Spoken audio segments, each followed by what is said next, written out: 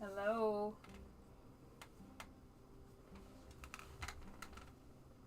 Play options. Play options.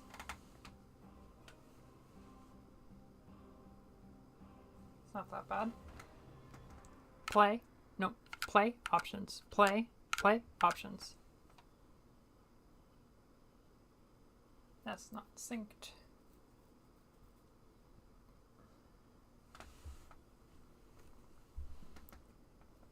Play.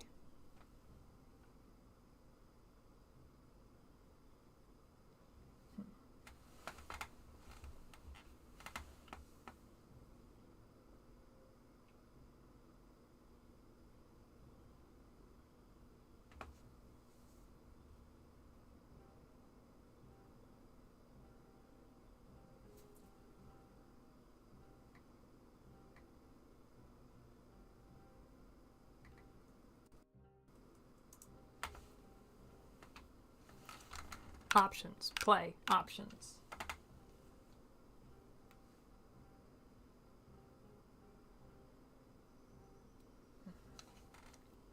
They're so dead. Play options. Play.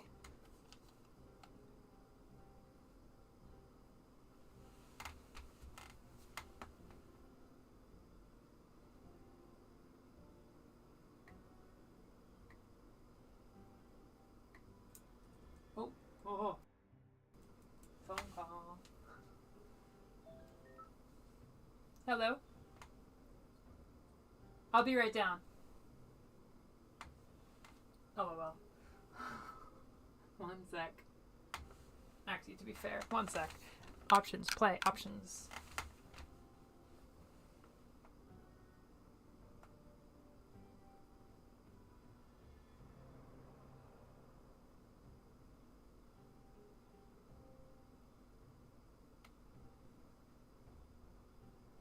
That's pretty well synced. Alright, be right back.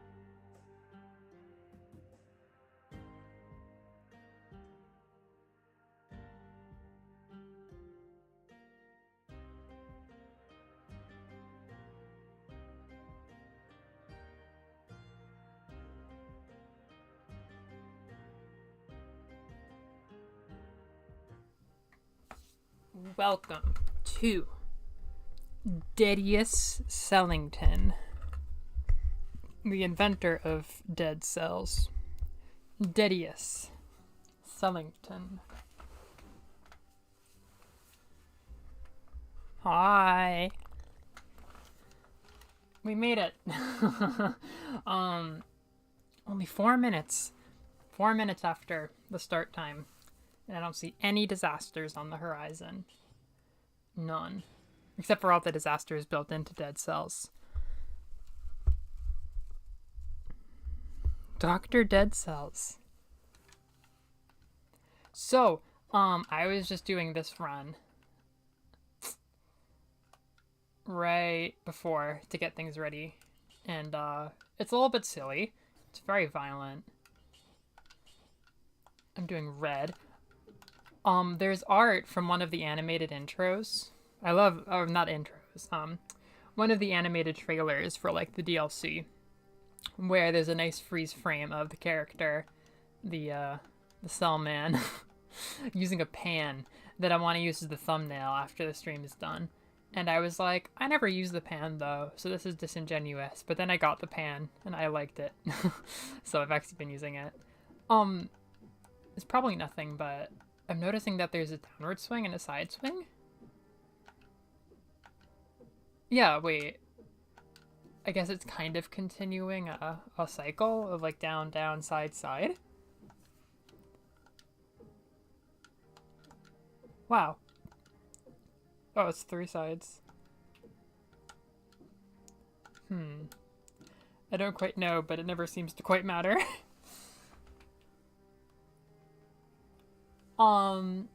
So I just beat Bridge Boy. Now we're going off to the human town from Lord of the Hobbits.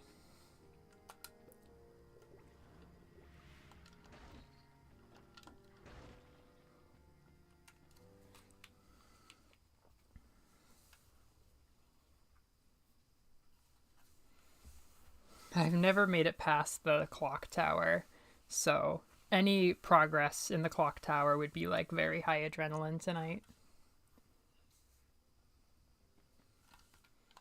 I've been here many times, but I've died here many times also.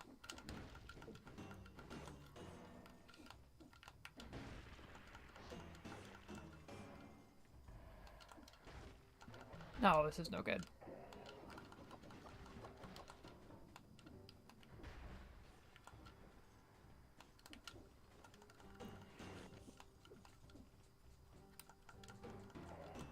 Oh, great. Yeah, I find this pan very usable. It stuns them a good amount, which helps. And the gimmick isn't that crazy, just being on the right side of them for a critical hit. Yeah, look at that, this guy's dead. It stuns them like nuts. Oh, uh-oh. Uh-oh, uh-oh.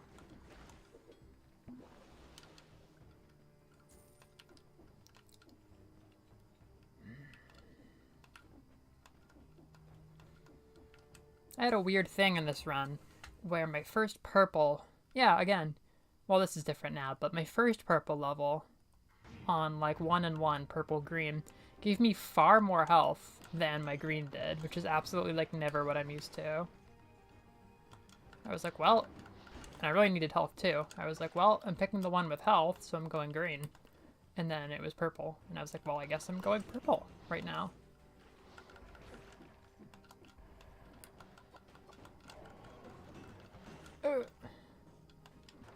Oh, golly, that was close.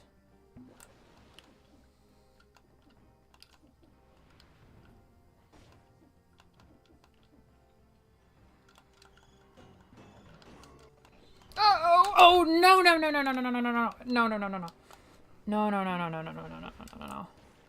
I was about to say, this is a great stream for me, who famously loses focus and messes up very simple things over and over again on my streams. Absolutely. Bring it on. That was a really big mistake, too. Oh, my. So that was a really bad start. Oh, my God. Gotta stop messing with these guys. Getting complacent.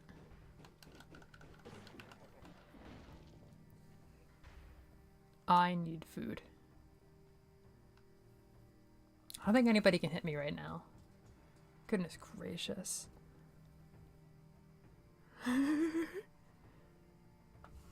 I was just looking at maybe investing in the dash shield. I don't have much that I'm interested in right now in my blueprints.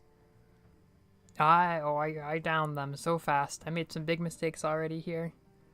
So this is a rogue light. I'm not the best with that terminology. Where you are, what are you? I guess you're a hunk of cells. The glowing part up top is cells, I think, or something. And this life force is the main character, and it keeps reanimating corpses.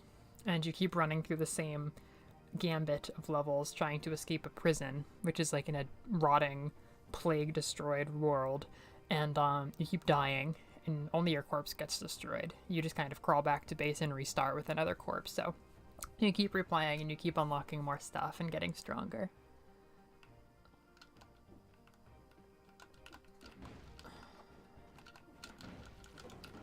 Uh-oh. Oh! And if you die, you restart. Damn it. I was so attached to that run.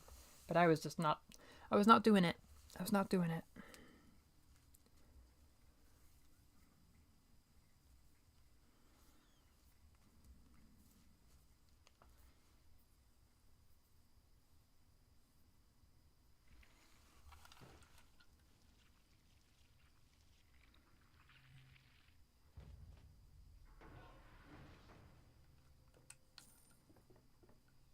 This is our room. Yeah, for example, this death.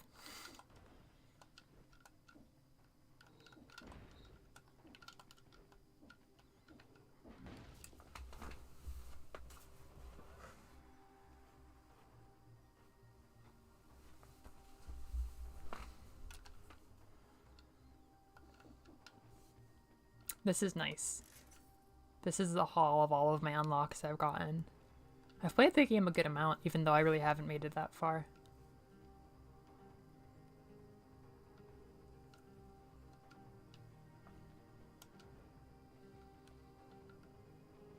Oh, I unlocked something. Oh, I never go down here. Oh, I never go down here. I never do these. New boss cells? Well, I don't know what boss cells are well enough to turn them down. This is like a practice room. This is like my collars. But I got something else. That wasn't all that good. I forget what this is. Oh my gosh. I unlocked something called the Specialist Showroom. Or maybe I just got close to having it. But I think I unlocked it. Where is it? Probably not this. Oh, Independent Legends. All the crossovers.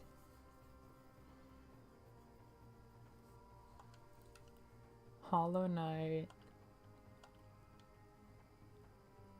The Mexiverse. Skull.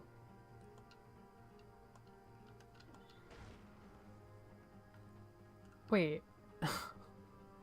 The broadsword is in the red slot. I guess I could try green for the hell of it. That might be safer for streaming if my focus is really low. I'm gonna use this crap-ass shield.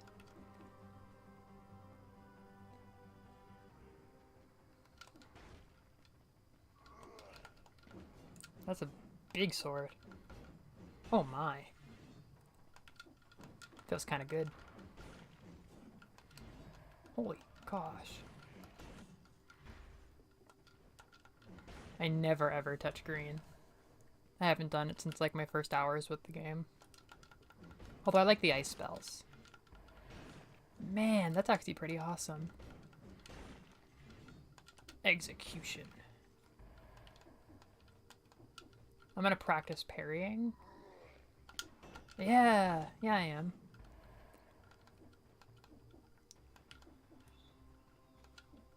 You're really glistening. Oh, what is this? Guacamole? Yeah, the chickens. Oh my gosh. I don't think I've unlocked the guacamole thing yet. It's purple? Polo power. Okay. Deal. Or how do you pronounce that? Poi. I don't know. Poyo.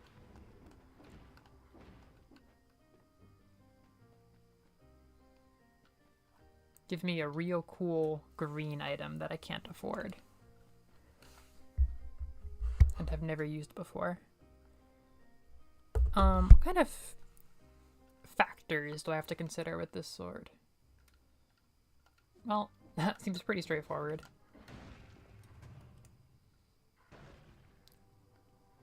Oh, I saw the green and purple effect glowing out of the treasure chest and I was like, the katana is green now? That katana I have used because I actually do red runs pretty often. I just saw a chicken. Ooh, not worth it, but...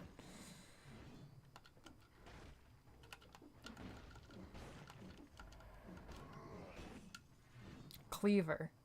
Well, I can't deny the appeal.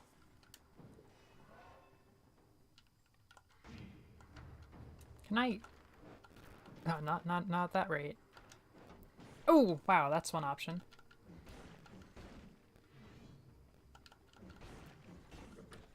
Yes.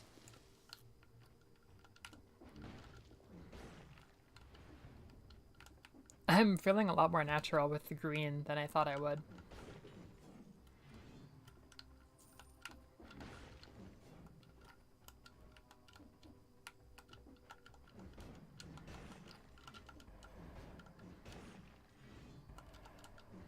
This is nuts.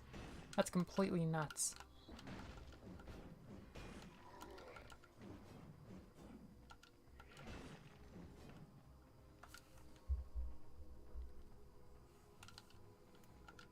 Open up.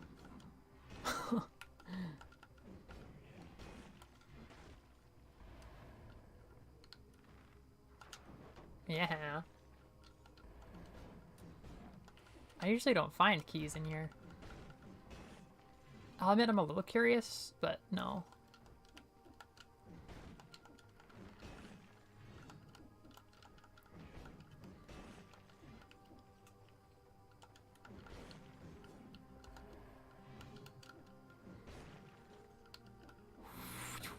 Great. Yeah, I don't usually get keys in this area. Yikes.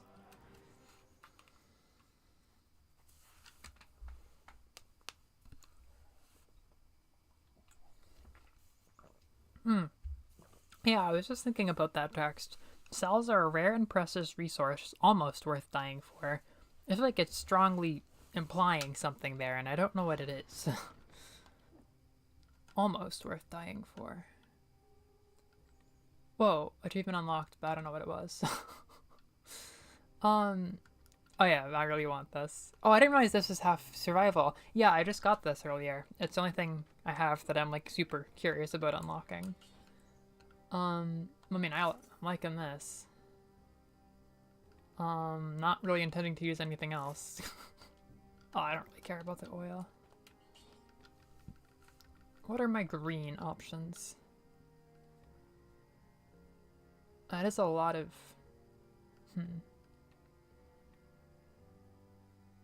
Oh. Hell yeah.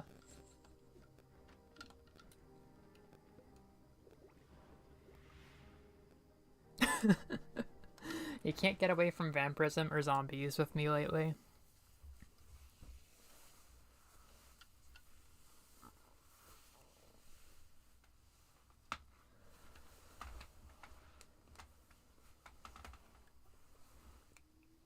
This place is beautiful. This is what really sold me on the game the first time I got here. I've done it so many times that they don't even give me items over here anymore. I used to get blueprints, but no, there's nothing there anymore.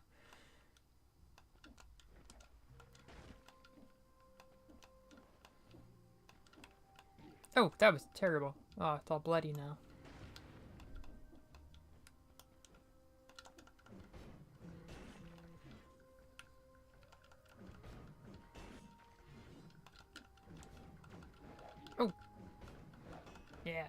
Execution.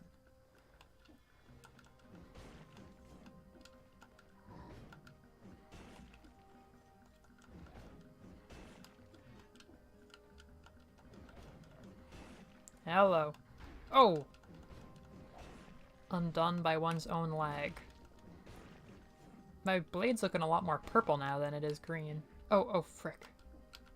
Oh, frick.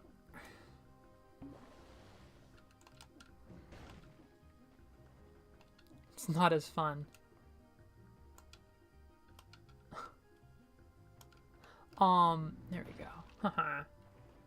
Corpse time. I'm not so into breaking down doors when my, sword takes this long to swing.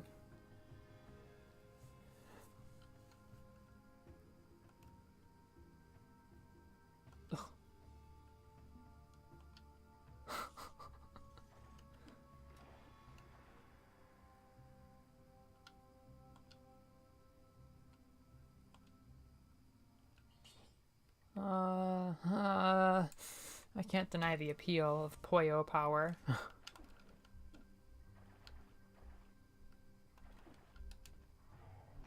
Nice.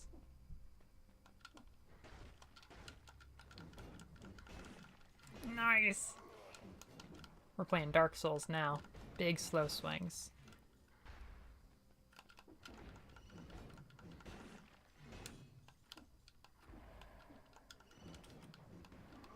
I think that'll go fine. Lag. Down. I could go for one of those, like, more damage to slowed enemies, or stunned enemies, because this thing always stuns.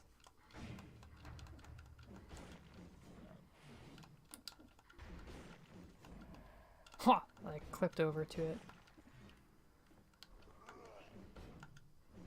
Nice. That was a yellow swing.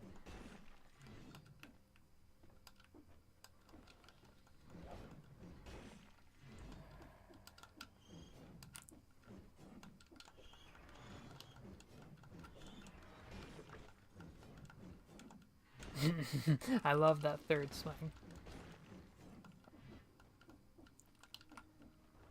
So I usually go all purple, but, well, purple might be fun, but I'm, enjoying this. It's very different.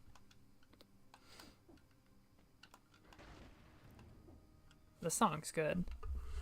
I discovered goth disco today. Things are really looking up.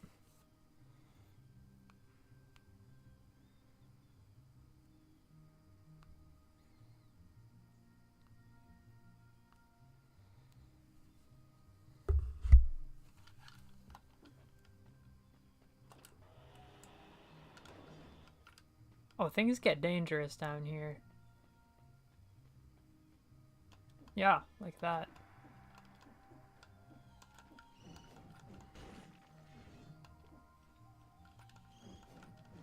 Yeah. Yeah. Ooh, not the right timing.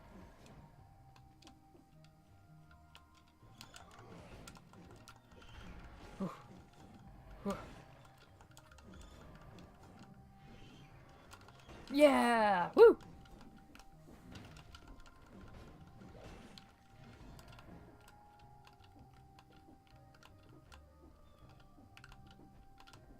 I really can't jump and... I'm just trying to, yeah, do that. Ugh. Oh, I want what you have. Like, not specifically, but it's glowing. Might as well perp up.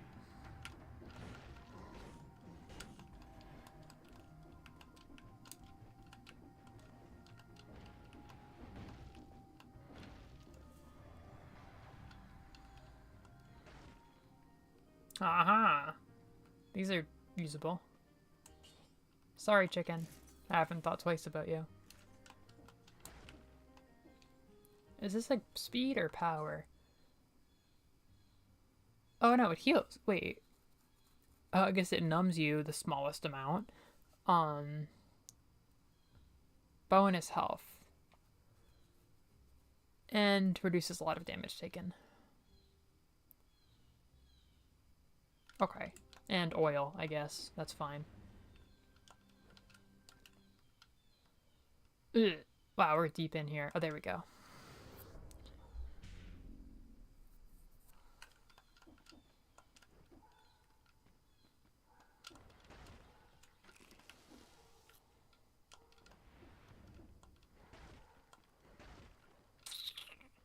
Face flask. Yeah, I'm not that interested.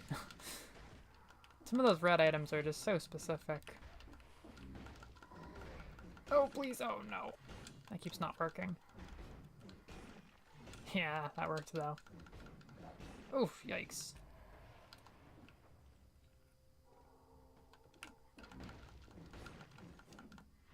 Oh. Yeah. It's over.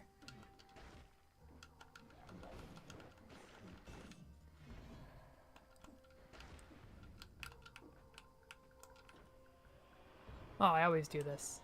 Back down. There we go.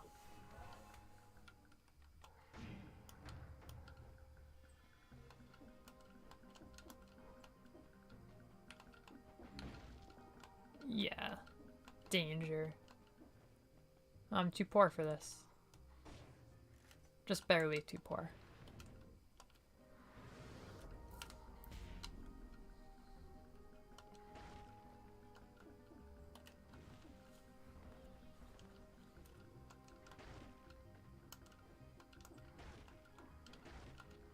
Oh no. There we go.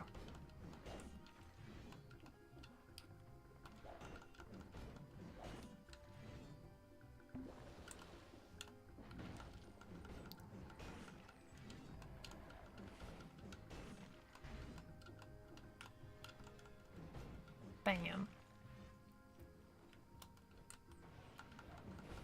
Oh, bonus health. Not. Doesn't go over your max. Uh-oh. Oh, I'm no smart.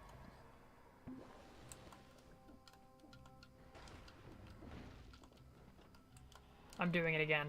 Oh, there we go.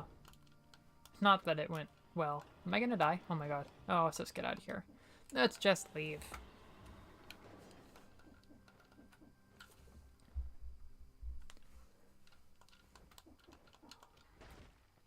Ay, ay, ay. Ah!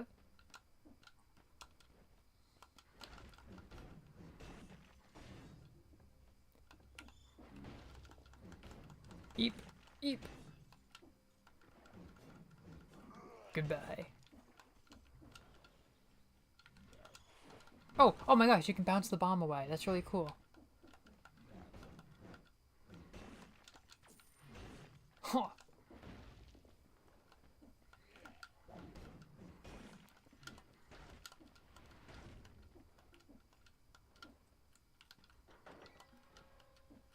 Away we go. That was neither fast nor clean, but it was green.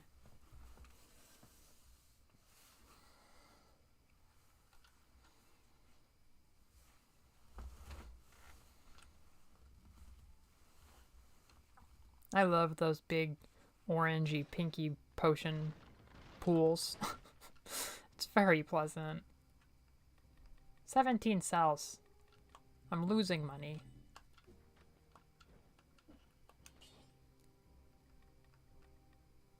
Plus, plus.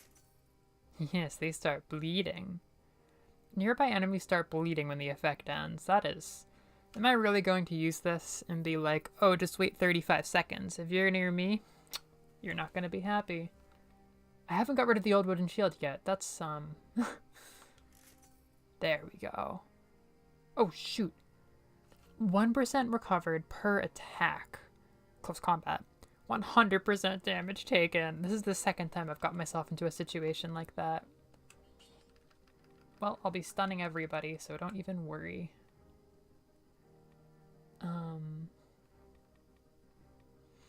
Did I already do that? I thought there was...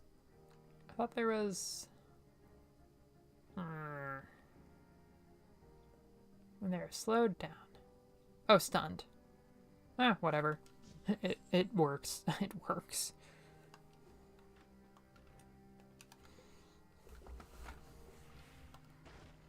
The strategy in this game is next level. I just match things.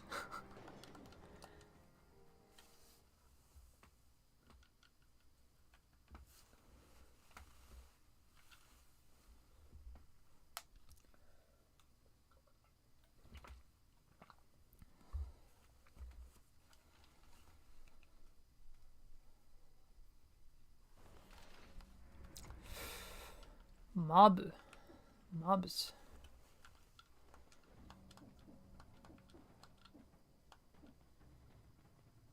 Haha. Surprise.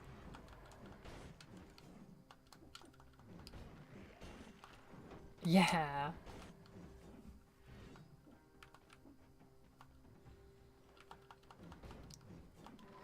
Uh-oh, I've made some mistakes. Oh my goodness.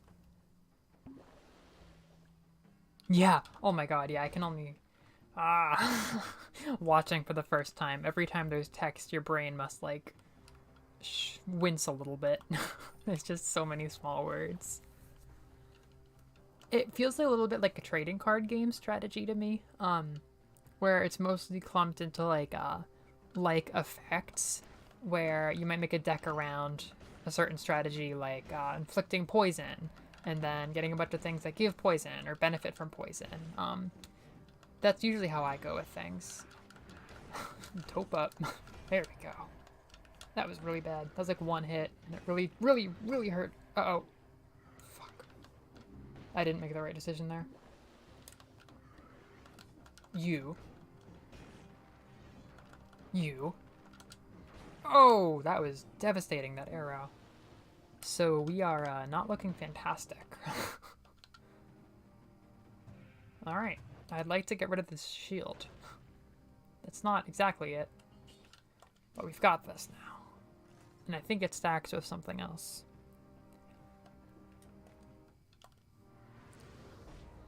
Whew.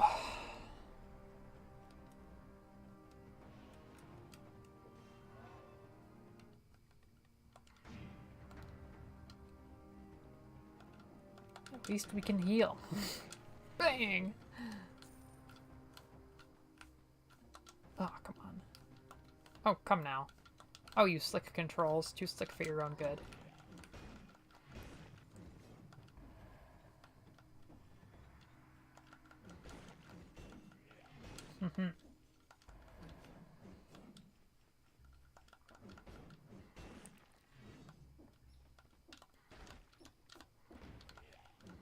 Eep. Oh, I'm so glad I made you reconsider.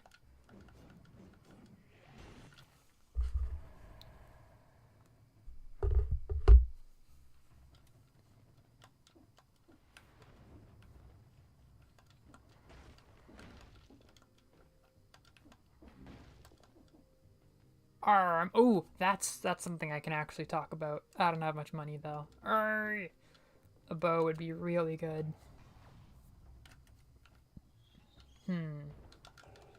How is this room for money making opportunities? Or am I just going to die? Amethyst is good, but I could use food.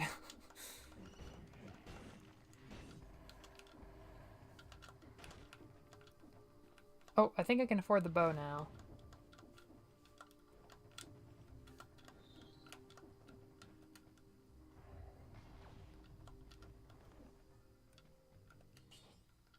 Yes. Yes.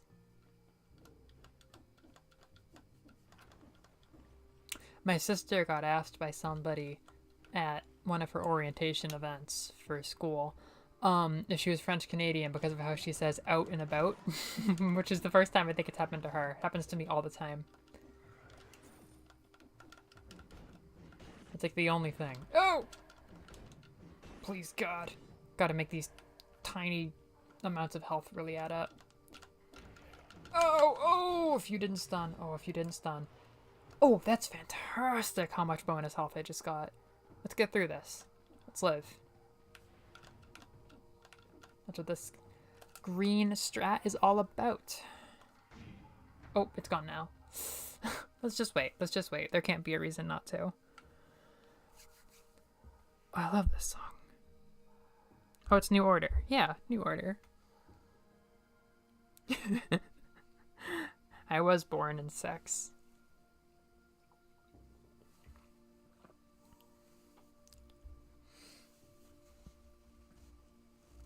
I'm gonna dox myself if I specify my last name, but all of my like visible traits, like my last name, my nose, and like very, very, very specific parts of my speech are all French Canadian. I've never seen anyone key into anything from the Italian, Irish, or Portuguese parts of my American immigrant loadout. They do nothing for me.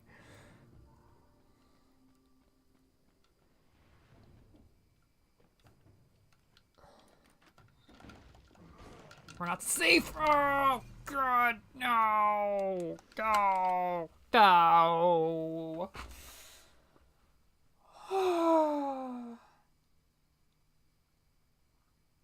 A bow would have been good. Using the bow might have been good.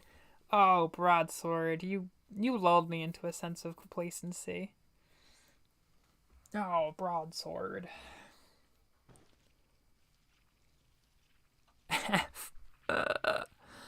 I stopped playing classic Fire Emblem, at least for now. I played it all the time when I was in my Fire Emblem days, but the big thing is that it's permadeath. So if you don't like delete and go back to your last save, you are permanently without a unit that dies in battle, which is pretty fun. That's kind of the hook for the series, which is funny because it's so much more hardcore than other tactics games, but it's the Nintendo tactics game, which is so funny. You would think of that being like the softer, like less hardcore version, but Fire Emblem's way more masochistic than any other tactics game I've ever played. And I used to love that, but now I just get really, I don't know. I was just so bummed. I went through like my entire file and was left like so doomed, and I put so much into this like late level stage, and I was just putting so much work into it and getting completely, tossed for the stupidest little nitpicky reason, losing one character and having to reset the whole thing. And I was like, you know what? I hate having all of my efforts just like thrown away like that. But at the same time, I don't mind that as much here. I don't know. Like maybe it'll grate on me more, but I haven't quite felt so defeated. Maybe I do just, whoa, that looked sick. Maybe I do just connect more with action than tactics. I obviously do. But, yeah, I've been much happier being able to be creative. It's not just, I guess, it's not just having all of my hard work thrown in the trash. It was also like I would be less creative because I would always put my people who were already good at taking hits on the front lines, for example, in the file that turned me. So I was never being creative with the squishier units.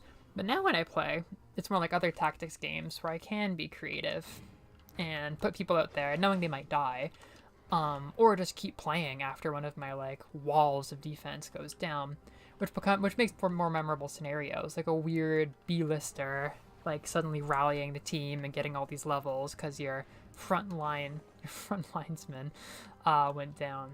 So that's actually been more stimulating for strategy games. And I guess that's also a part of my decision making, but I still mostly stand by that feeling of like you gotta pick your moments where you actually want to have all of your work thrown away and just like default to nothing. Although I mean the whole thing with this kind of game is that you are gradually making progress. Like even if your file or your current life is gone, you're still getting resources to put in when you're done. To your gradual progress in your file. Here we go. Now we're talking. It's not a full conversation, but we are talking. Metaphorically between these two weapons, not me and my co-host. I don't have a co-host. Although I guess you could apply for co-host, Noreen. Chat co-host. What was I going to say? Yeah, so there's more of a payoff even if you lose here versus like just redoing the same strategy game level over and over again in Fire Emblem.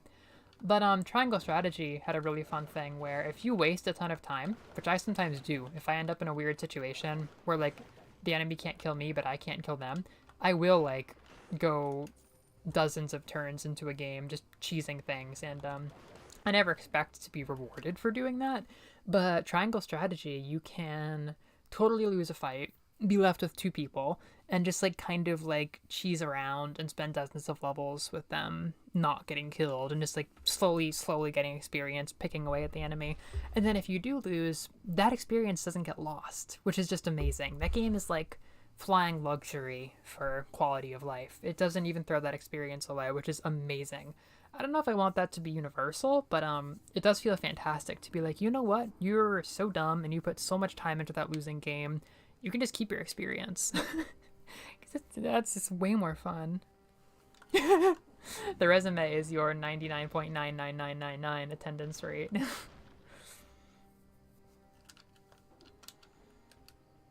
Mais look who's here. Oh yeah, Vampirism. Vampirism's here. Oh, frick, but I'm not even likely to use it. Wait, where do I put Vampirism? I didn't realize that it was that kind of thing. Oh, it's purple? I guess it's colorless. Oh, sick. Oh my god.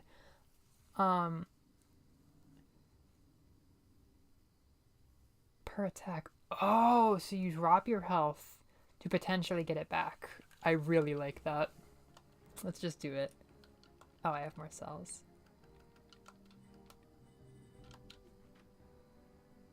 Yeah, it's very kind of the core thing here because I haven't really made it that far into the game, but I've gotten, the game gets richer and richer and richer the more that I play it from all of these accumulated things.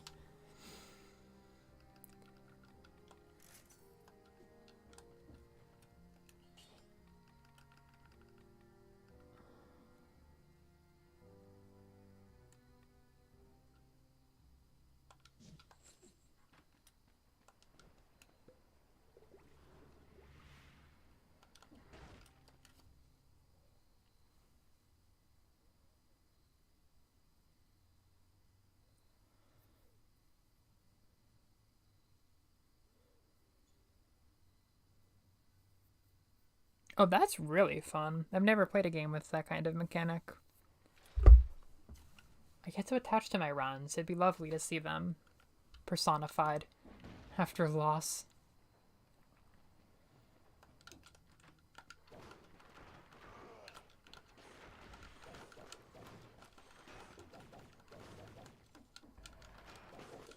This seems great, actually, these two things together.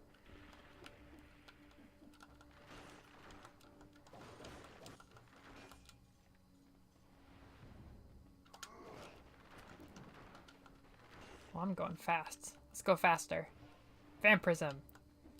Ultimate technique. Vampirism. Oh, I'm going fast. Oh, goodness. Oh, per melee attack. Oh, I'm not even using melee. Oh, I should get rid of Vampirism as soon as I can. That's unfortunate. I definitely noticed that it was advertised. What is that? Oh, amazing. I definitely noticed that it was like advertised red-green even though it's colorless. It is probably not that useful for purple.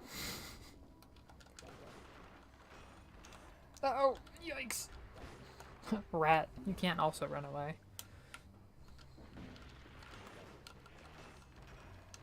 Oy, oy, oy. Nobody mess with me.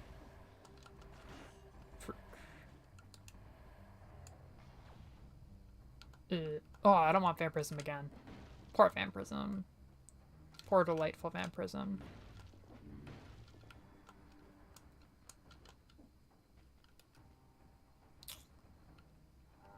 Oh, you're alive. I thought you were dead.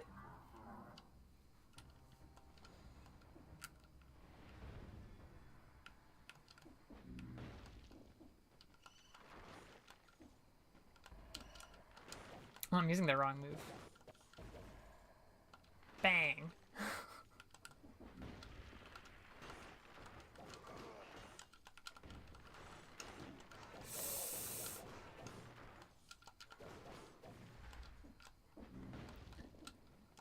Oh, yikes. Yikes again.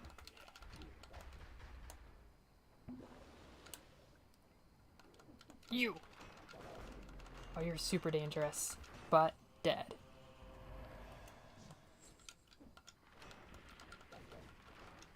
Oh.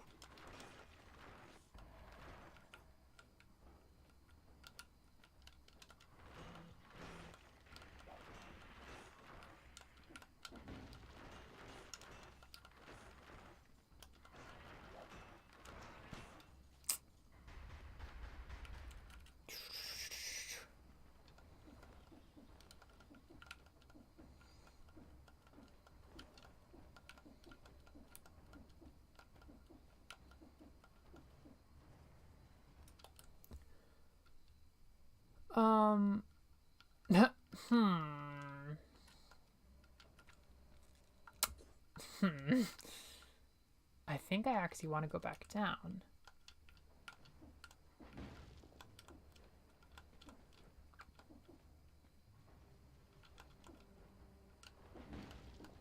Wait, was that a... Never mind. It was nothing. Hello. Oh, wait. Blah, blah, blah, blah, blah, blah. Oh.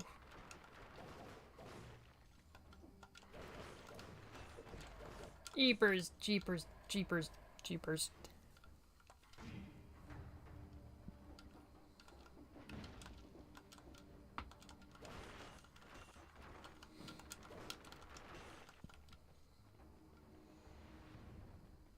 Go, go. I have a speed boost like all the time in this level. So you're back. Well, I have nothing more to say to you.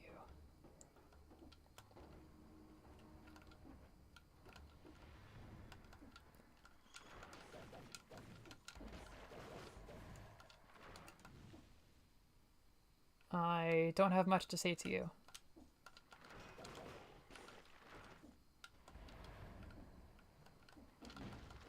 Stand dead cells, and how quickly I can decide whether or not something matches my current loadout.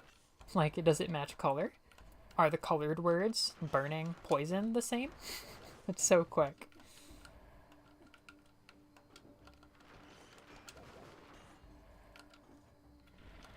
Jeepers, jeepers. Dang. Oh. Can we buy safety? I don't have much confidence in that.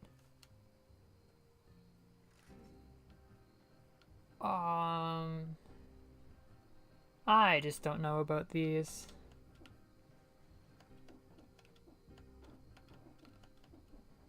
Die.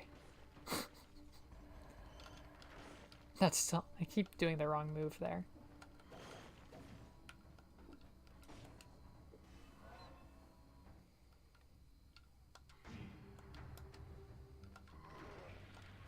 No! No! Every time I die, it's gonna sound like Lily dying in Zombieland Saga. Like, no! Oh, that felt terrible.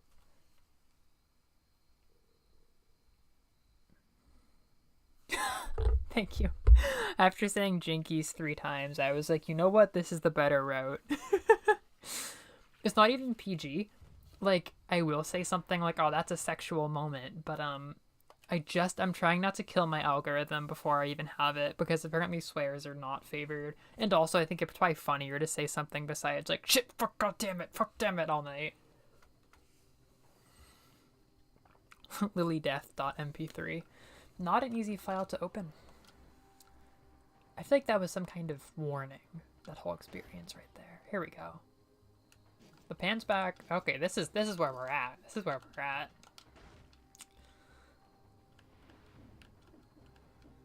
Ooh. Yes? Yes! Knives are my friends. Bang.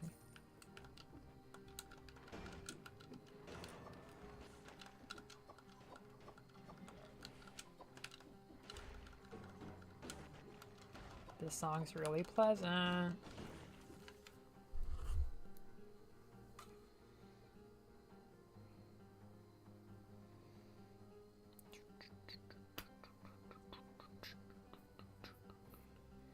Goth disco, just as fulfilling as I thought it was going to be.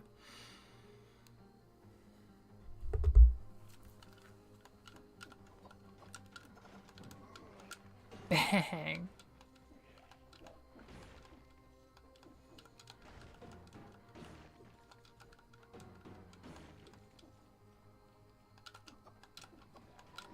While it's just us, we're allowed to talk about Mob Psycho. Truly, those next 2 episodes, the season finale, that 11th one is one of my favorite episodes. I don't want to give away the premise, but the character that it centers around is just one of my favorite parts of the whole show. And that episode itself left me with just so much to say about that damn series. Oh my god. Oh my god. Oh, Frostblast. No. Something's missing. Yeah, this feels more balanced.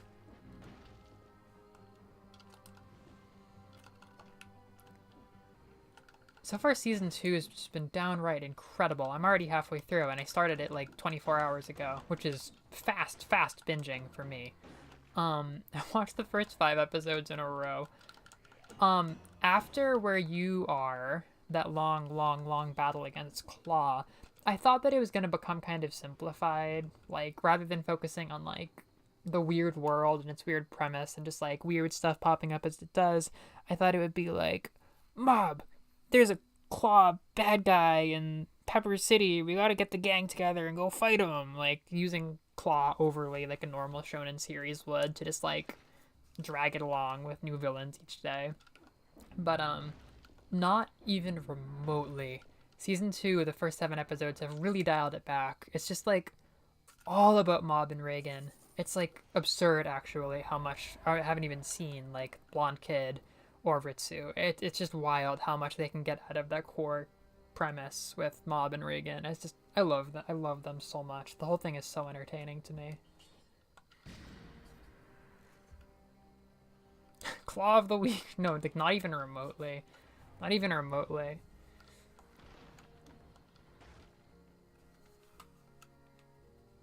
I'm also loving Zombieland Saga. I'm really happy. I thought I was gonna get sick of it going through and doing my detailed notes, but I'm only having more and more fun. My only regret is that I didn't rewatch season 2 before doing notes on it, because it's hard having, like, only my second viewing of a lot of these episodes be like when I'm also using the notes app and, like, trying to be super precise on them.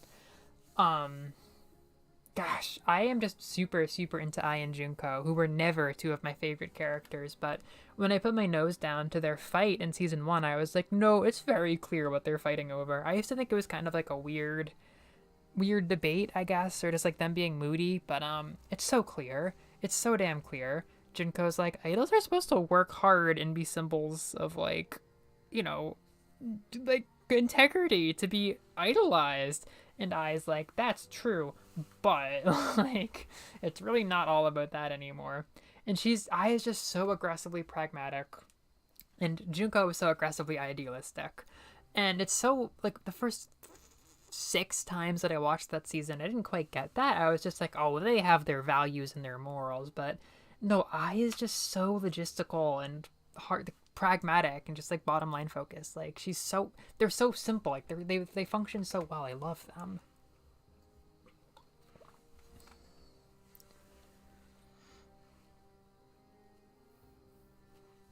You gotta define your genre. You gotta defy your genre. I don't mess around with burning oil. Oh, why am I back into this? How are we already...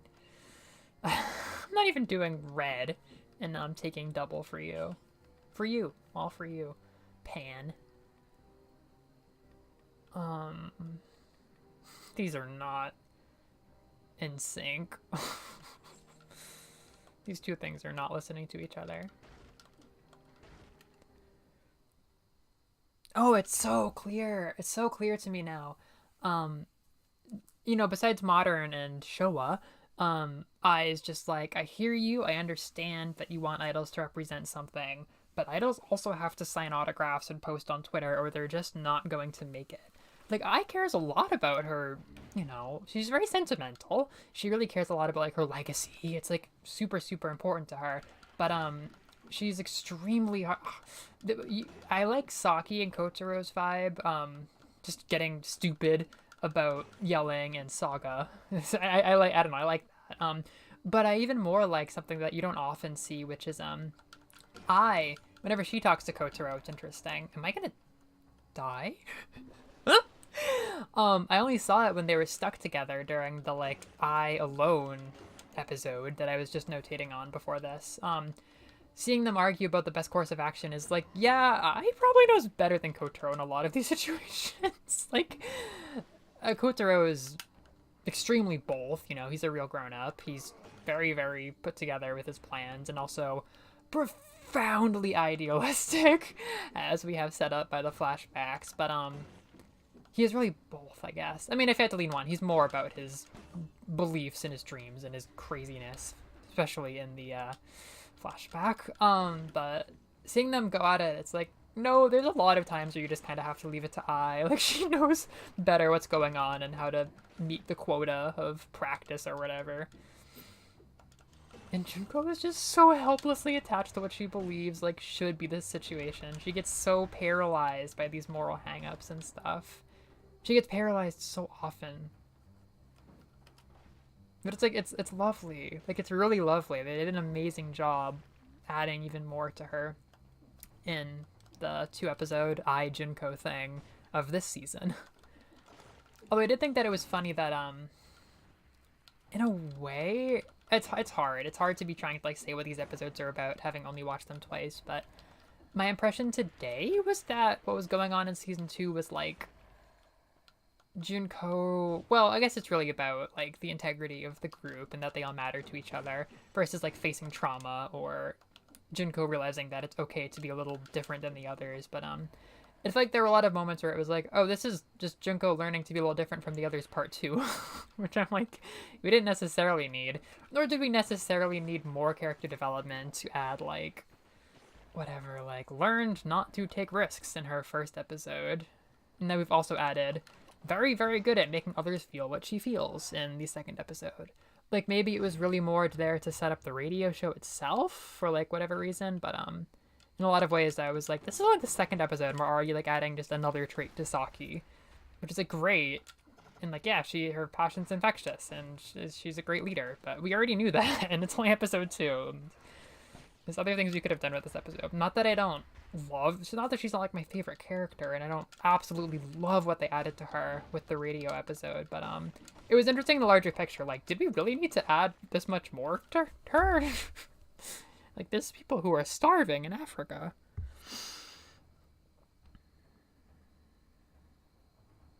Oh my god, yes. Oh my god. That was, we waited a long time to see that, and I still didn't know what it was going to be like. Oh, it's like we still haven't properly had him explored, but it is so obvious now. Like, this guy is nuts. Like, he gets an idea and he just sacrifices everything for it. Like, he is much more Junko than I, especially in, like, the flashback reincarnation Meiji thing. Much more Junko, because his friend is much more I.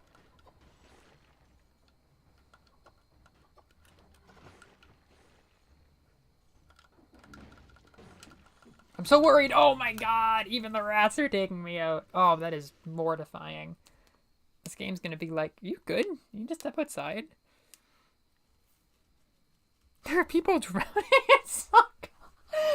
Honey, eat your Cheerios. There are people drowning in Saga Prefecture right now. There are people drowning in Saga Ken. Jesus Christ. Okay, let me eat a little bit of pizza, and then the rats won't keep killing me.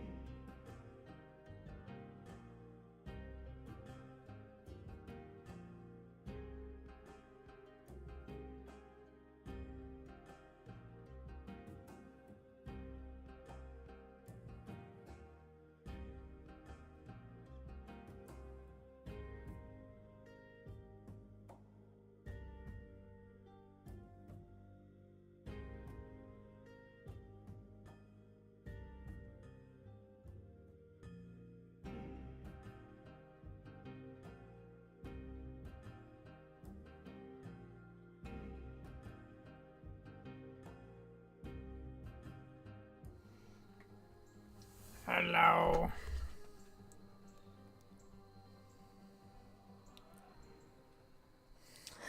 How could we forget dear pizza rat boy? Zombieland Saga. Um, I was thinking, unfortunately, like, it's not what I want. It's not what I want to be true, but Sakura is pretty much just like the nice one who puts up with Kotaro in season 2, which is really unfortunate. I actually really enjoyed her amnesia arc this time, if not for like sympathizing with her and her despair, more just being like, well, she's a kid and she's incredibly depressed. Like, she's just unbelievably depressed. And understanding that, it really helps everybody else look just like so kind. Just, I can't believe how good all the other characters look and how put together they are as a family at the end of season 1 when Sakura goes AWOL. um, but after that, yeah, like, it's such a bummer. Like, they don't even have an instant of screen time to appreciate their big W at the end of season 1 before they're like, well, then they lost it all. And Sakura herself doesn't have like a minute to really like be a interesting character who we just put all this time into putting back together before she's just like she would be she would pretty much be the first person narrator if this were a novel. Like, she's just there. She just accompanies Saki to the radio takeover, and she like accompanies Junko on all of these like moral dilemmas at the beach. And, like, she's just there. She's there for Lily. She's there for Yugiri once. It's actually almost like Yugiri's almost so background that it makes Sakura feel more foreground in that scene where she like goes to the kitchen for the first time. But she does not have a lot going on in season 2, and it is highly regrettable. Even Taie is far more interesting. Which isn't like, I don't know, I don't gain anything from calling a character forgettable like that, but it's just more and more obvious the more that I let season 2 sink in. She would literally be a point of view character. Except for like she is tied to Kotaro, and like she doesn't know it, but she is like the person who's like closest with him. And Kotaro's downright fascinating. Like, I'm only becoming more fond of him, even if I am also like, God, I can't imagine being in the fandom for this series, because like like if you take away the comedic tone, he just yells and hits the girls. Like, it's really not great at all, and I would never take fault. I would never like be confused if somebody was like, I like toxic clouds. I would never like not understand it if somebody didn't like the show for its premise, because like, as pointed out by the Sagazine guy, Mr. Okubo, like, he's just got these girls in a house. And like, it is very unclear what his relationship with Sakura is or was. Like, it's very sus. But in the context of the show, where like there's just a deep amount of like trust, I guess, and nobody minds his harassment so much, like, it's fine. Like, it's easy to be in the show mindset, but you take one step out of it and you're like, this guy is nuts. Like, complicated 28-year-old-ish men are definitely he probably is 26 or something, or 27 at this point. Yeah, lots of time thinking about Kotaro and Reagan. I love them both as characters, but both have a lot of issues. I think Reagan's probably get dealt with a lot better than Kotaro's. Oh my god. When is that coming out? Is that soon? Holy shit, wait, that's really important. That's like really, really, really major. Knives. Knife time. I think I'm going to be able to do this. Oh, toxic sewers again.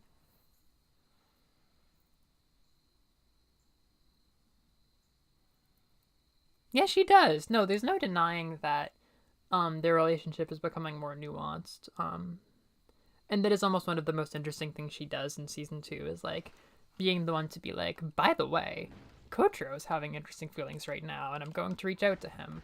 And that's really, it's one of the highs of the season. While Junko just breaks his guitar.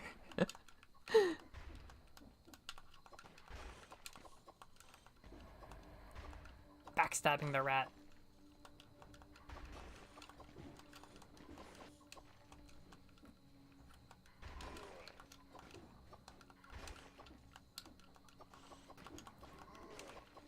Ooh. There we go. Woohoo. Knife time.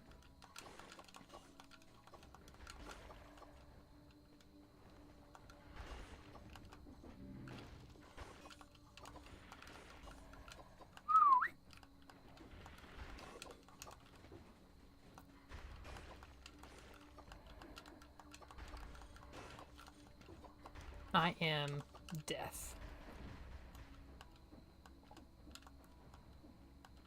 What was that blue thing I just passed? Oh! Good save.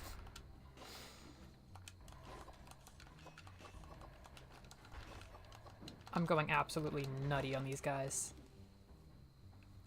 No.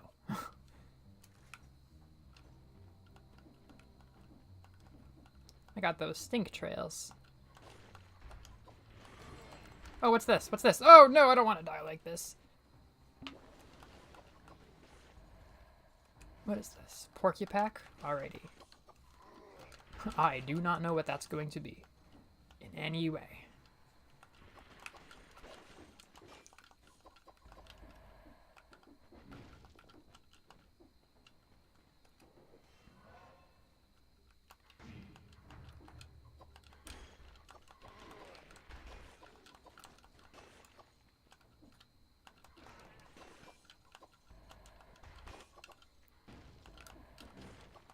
Wowie kazowie, I have never moved this fast in this game.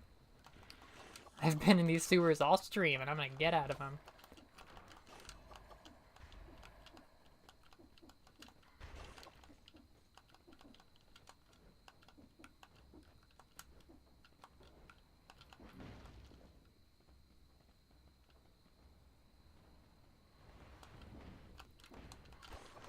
Oh, yikers.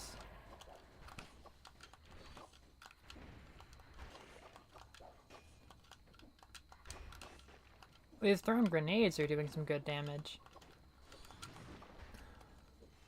I like ripped it out of there.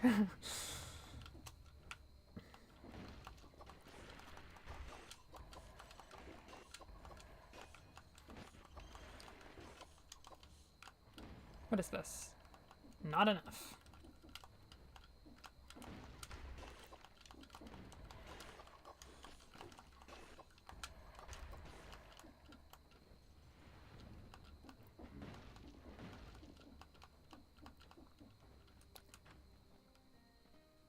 Oh, now we're talking. Oh, I don't want to leave without that. Oh my goodness, oh my goodness. Now we're talking vampirism.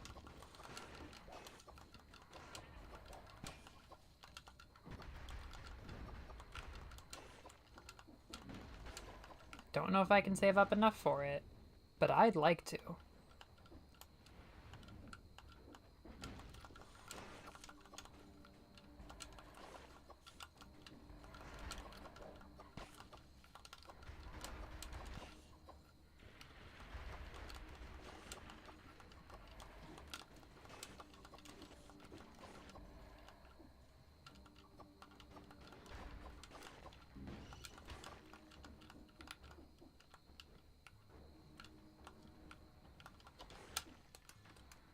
Murder.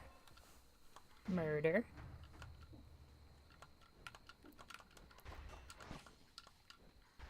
I don't want to leave. I don't want to leave without you, vampirism. But we're running pretty low on enemies now, and I'm a grand away, so I'll just dream about you.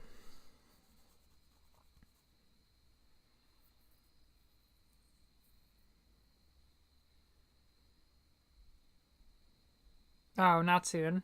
Not thesis timed. Vampirism V8. I can't believe how good vampirism would be for what I'm doing right now. Just slashing my mind away. Whatever. Whatever. Although I did like that cloud.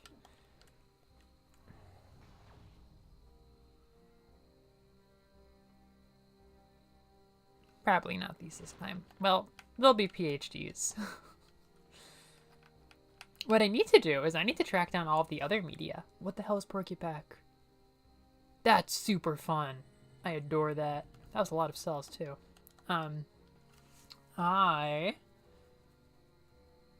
Yeah, I found out there's like a manga and stuff. There's like more stuff that's come out since.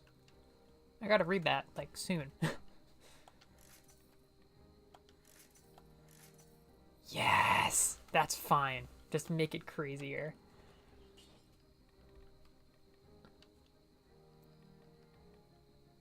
Interesting. Let's just go nuts.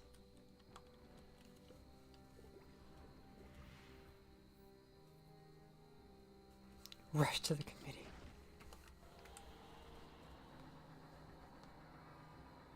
This is another good song.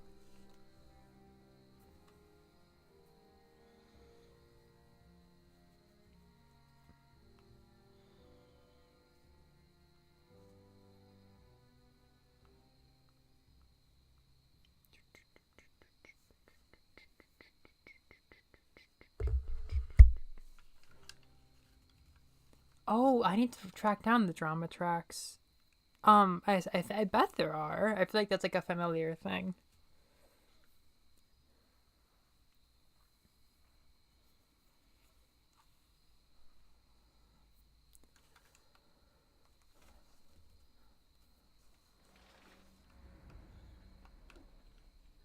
Have you been keeping up with the Sifas story? It's been a long time since I knew what was going on with Sifas.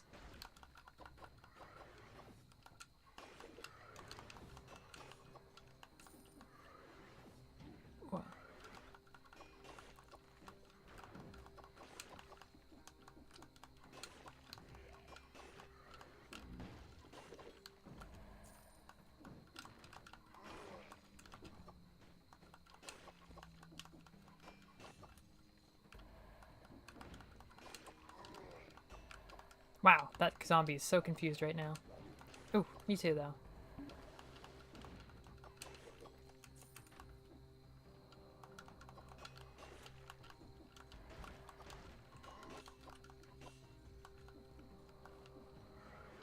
Yoy.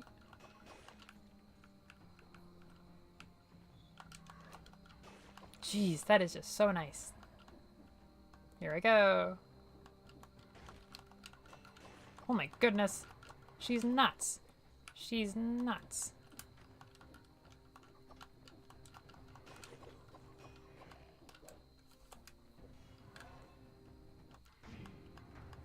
Die.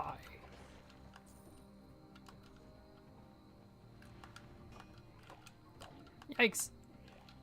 Wow, that was really unimpressive.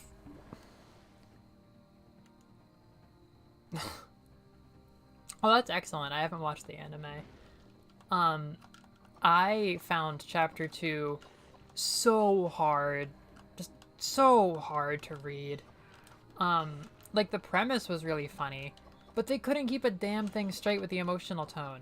Like every chapter, I feel like the stakes were changing, the emotional stakes. Like whether or not a character felt betrayed by Diver Diva, whether or not Diver Diva felt like they were betraying the other characters, whether or not it was serious that they were being like harassed by Lonju.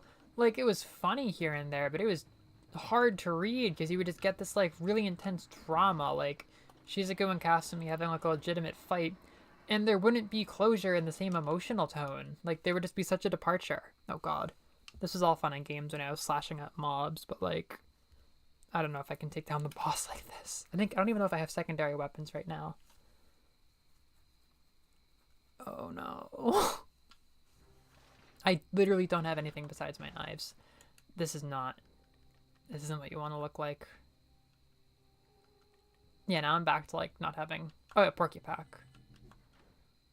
That is just the most beautiful lighting. This game just juices me up. You know, I need that bleeding, so I'm not gonna change anything. I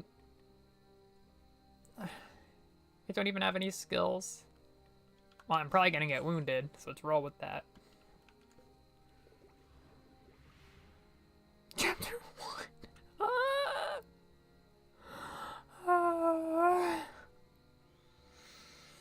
Yeah, I wanted to see chapter 2 because it just seems so like bombastic and crazy, like the premise of like the idle civil war.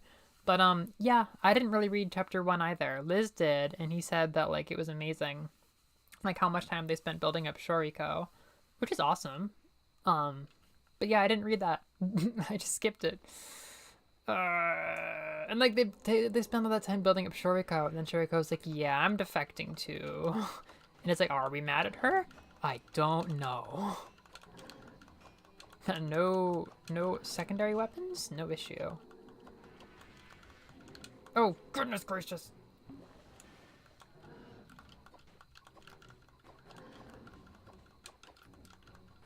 I've done a lot of slashing for very little profit.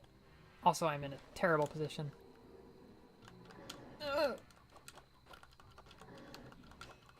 I've invested like nothing into anything. Oh, man, he can just hit me, huh? I guess I have like no health either.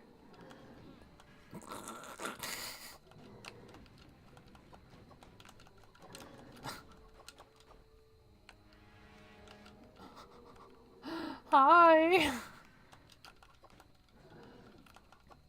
I've got one strategy. Oh, goodness. If he even flashes his red, I can't possibly have the stamina to win this way. Oh, goodness.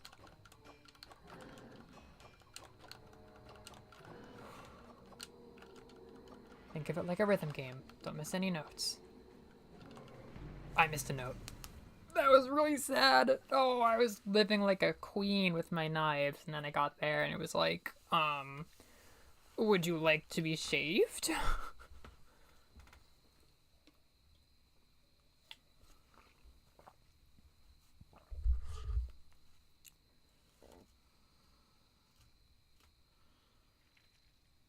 God, that's right.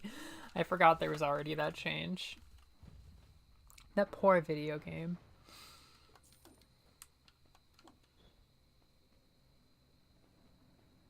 It was one thing when it was getting delayed forever, but I don't think I have the gall to go back to my past self and tell them that like the game didn't turn out that good either. Like I enjoyed parts of it, but there were issues.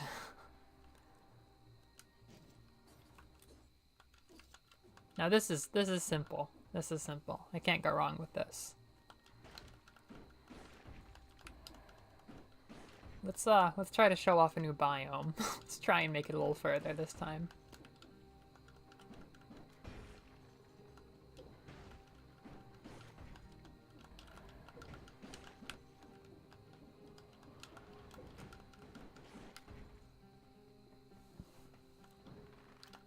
Man, these are both half purple. That's real nice. I love purple. 100% purple. Mamimi run. That is right.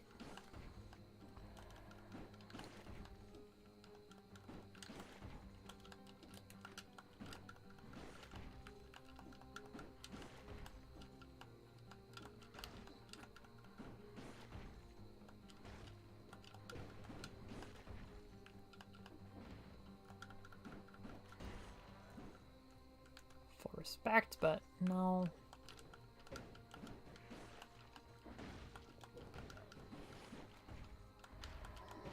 That's not a Tamashi. That's a bomb.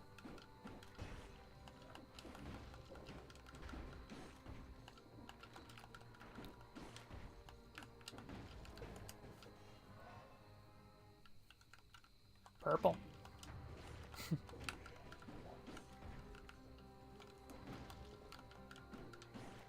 I've played this game so much for how, like, beginnerly my results are.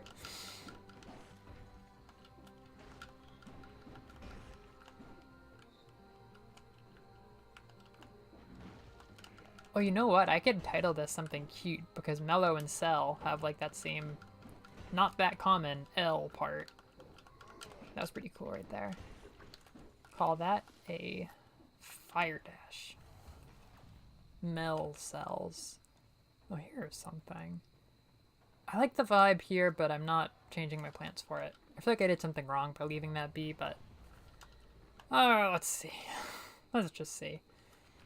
There's so much omens. There's so many omens. There's so many moments where I'm like, my belly feels bad about this, and something terrible might befall me later because of it. No. Man, red is speaking to me, but I just don't. 100% purple. Mommy me run. Oh, here it is. The specialist shop. Hello. What is that thing? I've never seen these before. Whoa, it's a blueprint. Yeah, I'm not rich enough for that. Fascinating, though.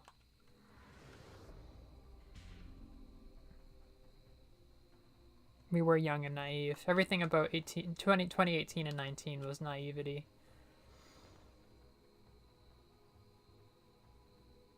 Whoa. I have to take all of your goth club stories and put them in my heart.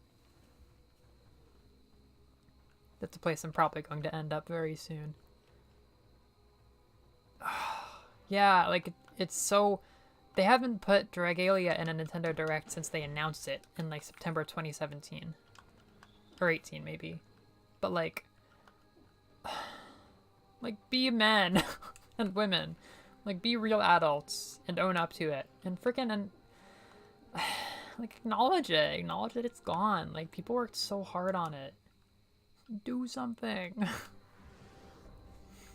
There's no precedent. There's nothing, like, backing up my feeling that they're going to acknowledge it in the next Direct. But, like, do it. Do it.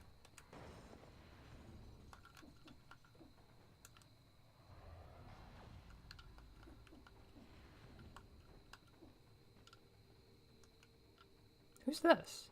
Yeah, he is new.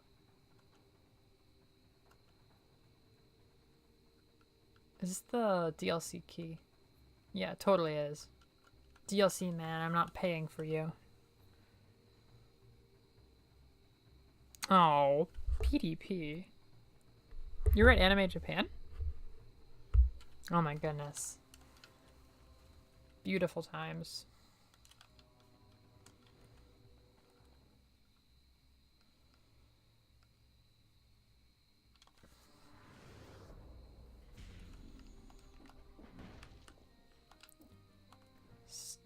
Still can't afford that, but... Fine, let's try this.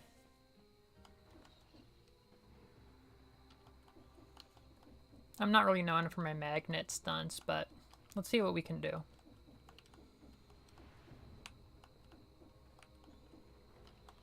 Yay, prom. We've done Toxic Sewers like every single time. You're like second level after this first one is one of those two all the time, it seems. Although I think there's DLC to mix that up, but the sewers are far, far more dangerous for me. Not deserves protest. Now I'm starting to notice how beautiful this, like, entry room is because I've been here so little on the stream.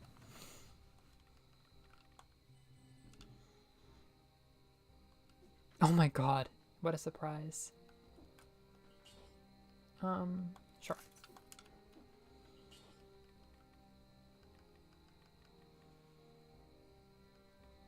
I'm probably going to be close to deployed skills. Now, this strategy, this one could take down a boss.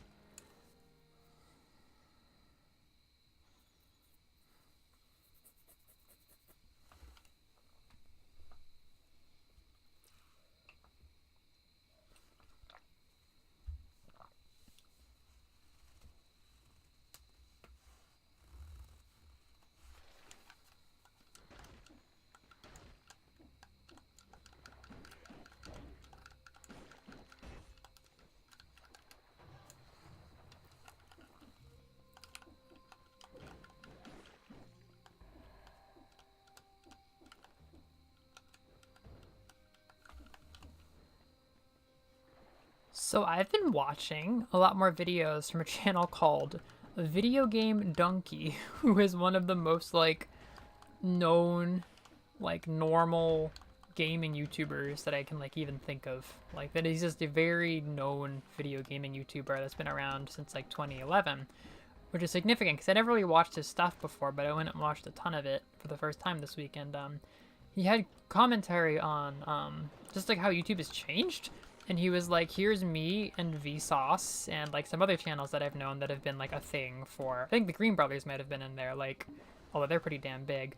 But there's a bunch of channels that I recognize that have been around for like 9 years or whatever. And he's like, you know, we're doing our best. Here we are. Here's the kind of views that we get. And then here's Markiplier. And it was like 50 times more monthly views, like a whole different sphere of YouTube. It was ridiculous. I have just never looked at that direction and that part of YouTube before with like the big YouTubers now. I knew that there was like, you know, creators and influencers who were bigger than ever before and stuff, but I didn't realize that the kinds of videos that I watch and the creators that I watch who have all been around for like 9 years are kind of old fashioned now and almost antiquated. Like even if they're kind of the go-to for hardcore like gaming people, they're not like even in the same ballpark as people who are actually using the algorithm now. Like it's hard because I don't know how to generalize exactly like the kinds of people in that stratum that is identified by Markiplier in that scenario, but I don't really know what divides them except for like newer in my mind. I don't know. But I never freaking thought about that. Like I'm relatively late to the game in a style of YouTube, although I do stream also, that like might be going out of style. And like I don't really care to adapt because I am mostly still, even at this time, kind of pulling from the kind of creators that I grew up watching, which is now the past, and only getting pastier.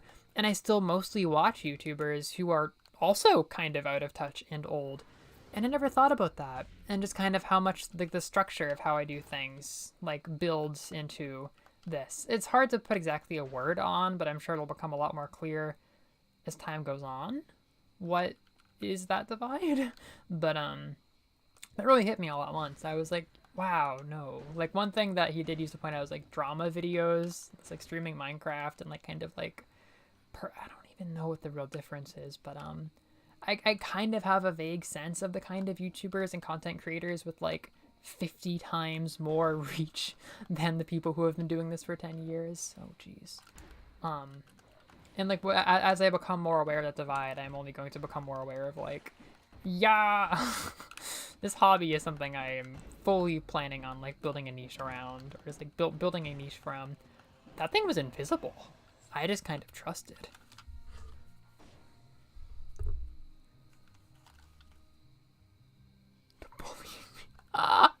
Wait, you watched the Xenoblade Chronicles 3-1? That video's like terrible.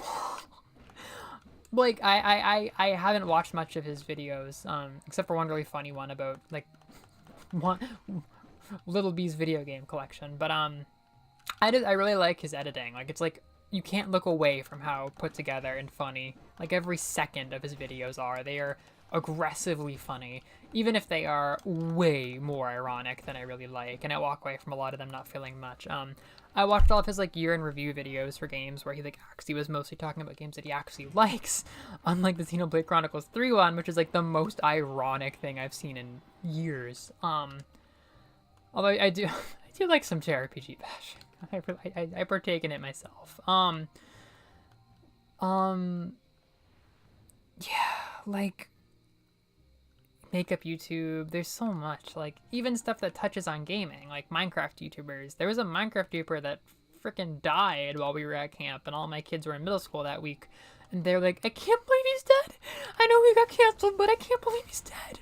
And they like actually had to process this grief together of a Minecraft YouTuber that they all knew dying, and he was one of those guys in that like Minecraft YouTube sphere that is touching like exponentially more people than anybody who I used to watch would.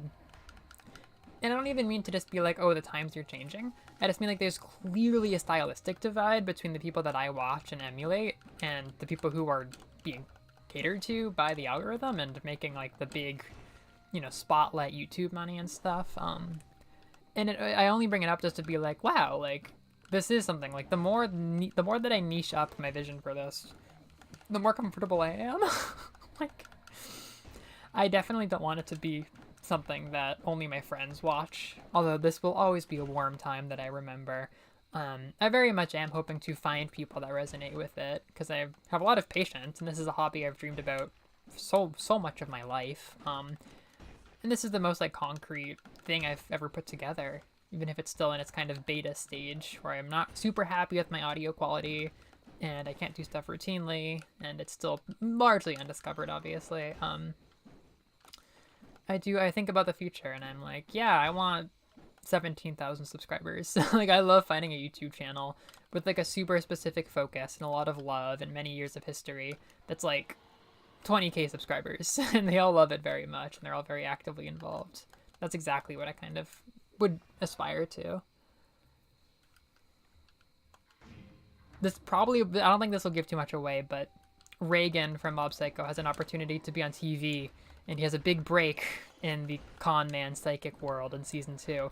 And there's so much going on with him all the time, with like commentary on adulthood and jobs and stuff. But I was really there just like, man, I would not take that unless it was like a very safe opportunity and like I really aligned with like the people I was being exposed to. Like, to step up to such a big level just for the sake of such a big level of exposure just for the sake of exposure is so stressful, because I always think about what kind of fans would come after that and whether or not the fans' interests align with my interests, because my interests aren't really that mutable. Like, my interests don't change. I mean, they do, but I can't change my interests for the changing interests of an audience should it balloon and completely change and make up. Not for a hobby. It'd be very distressing if I took an opportunity to reach like an exponentially larger amount of people, and the people who became interested in me were not interested in the same thing that my old crowd was who were supporting me. That'd be quite the conundrum. So it's a good thing I'm not a professional YouTuber or a con. But I am a con YouTuber.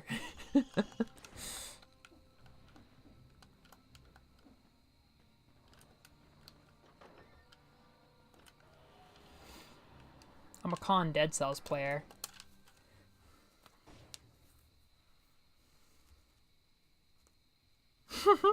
You're right. You're absolutely right. Just keep panelizing. Although my real topics, if I were to do any of these games, there was a Metroid stream at AB, and we scheduled it for 1 in the damn morning. Kirby's one thing, but Dead Cells panel, I'm getting scheduled for 3 a.m. I worked on paneling. I know when we schedule those bad boys. I got a prime spot because I was in staff. I was middle of the day Saturday, and we had a Zelda panel. I didn't go to it, but we had a Zelda panel with like, it filled up one of our like 200 people rooms, I'm pretty sure. And I was scheduled right alongside them. I forgot about that. It was a leap of faith to schedule myself at prime time in a decently big room. I filled the damn room. That's crazy. I haven't even like reflected on that because life's been so fast ever since then. That room is full as fuck. It was so fulfilling.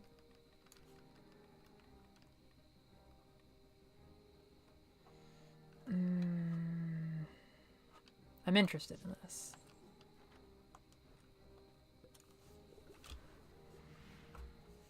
They don't hit their peak till 2 a.m. Speaking of Dead Cells, it's only been an hour and a half, but as I was expecting, just like the sheer pace of this game has made it feel like, ooh, we made it past prom. The sheer pace of this game and how much you can pack into like a 20-minute run has made it feel like a lot more fulfilling than the average like first hour and a half of a stream of like an exploration game or something. I mean, Splatoon I can play for 7 hours and still have appetite. Metroid, like a Metroidvania game, if I stream that for 6 hours, I'll be like, holy crap, I was living in that game. But I already feel like I've been living in this game for an hour and a half, which is pretty good for the school schedule, because we are not streaming for 6 hours tonight. We are streaming for 3. That worked. So far, so good. Ooh. This is so weird, but I wonder if my like damage multiplier for enemies that aren't near me would apply to fire. Like, will that thing burn faster because I'm not close to it? That's somehow weird.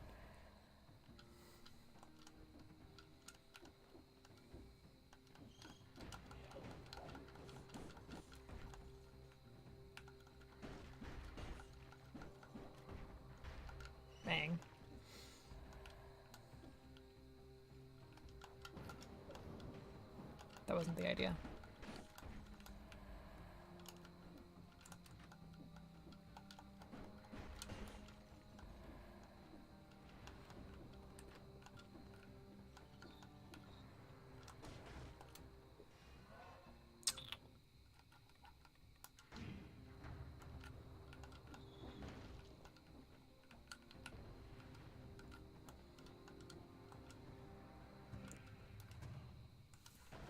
Purple?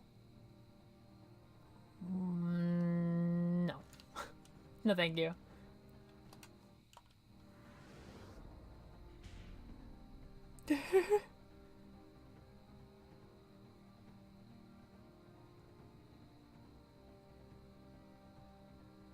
Anniversary of what?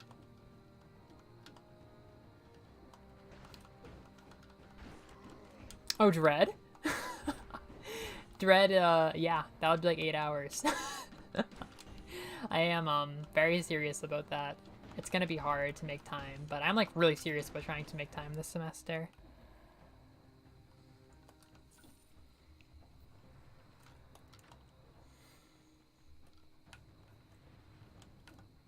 The other grad students are too. It makes me feel good. We started spending more time together last semester. So we're like, you know what? All I did was work in the fall and it made me want to die. It's not good.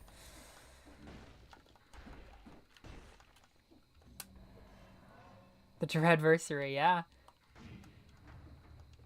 I haven't begun reviewing my amiibo. I'll have to stare at them a bit tonight. This is a room. This is for sure a room.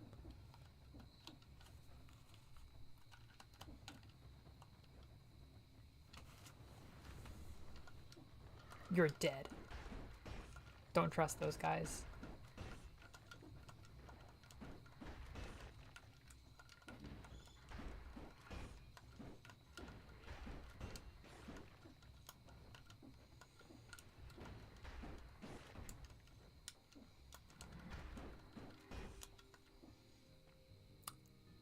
What's this?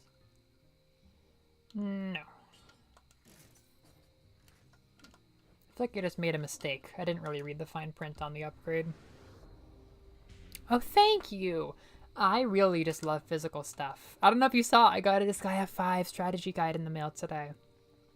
I've been wanting one, like, amazing object to pour, like, my feelings into for each Disgaea game that I beat.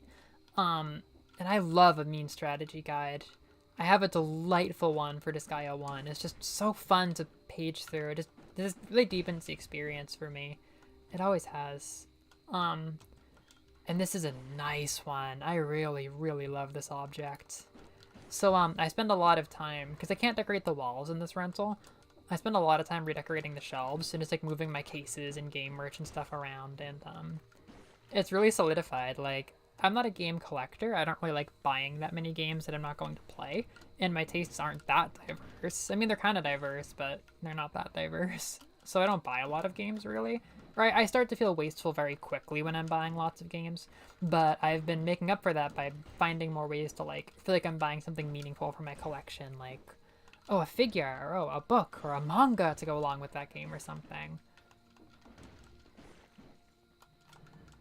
And I spend a lot of time putting that kind of stuff on display, and I freshen it up really regularly. But I'm pretty satisfied with those shelves that were in the background of the Direct. Kind of dedicated to each of, like, kind of like my favorite series. I always like the Nintendo ones, so I have lots of merch for them.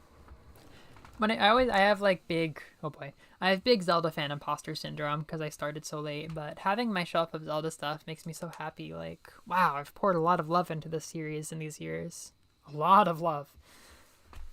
Having the startings of a Metroid shelf is just unreal because it's been less than a year, or just about a year.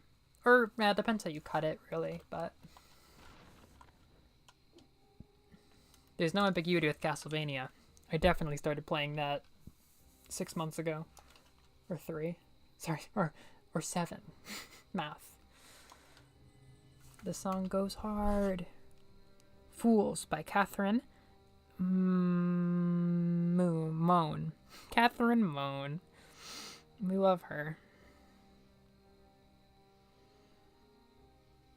Ooh. Was it a good raid?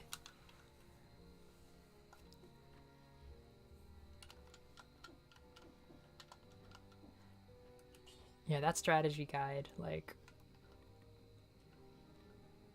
It's one thing to have a game full of numbers that you can live in, but then you take those numbers into a different medium, and you hold the numbers and you pour over them before bed, and you're even deeper in it now.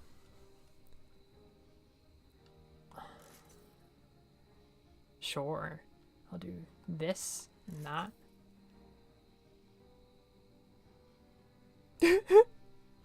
Well, we've been posting cringe here too.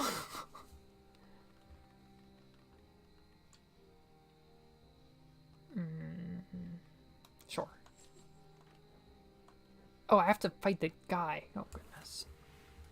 We are yet to beat Blackbridge tonight. I actually have died a few times in the sewers.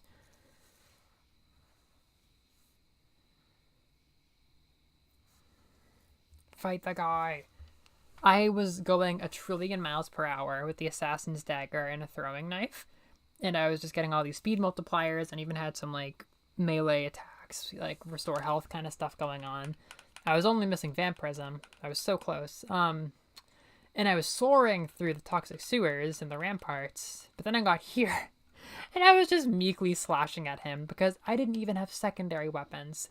It's not like I had bad ones, I just didn't have any, so I was doing nothing. What does he think about the magnet, TBH? I'm not feeling super confident, but I'm not feeling hopeless.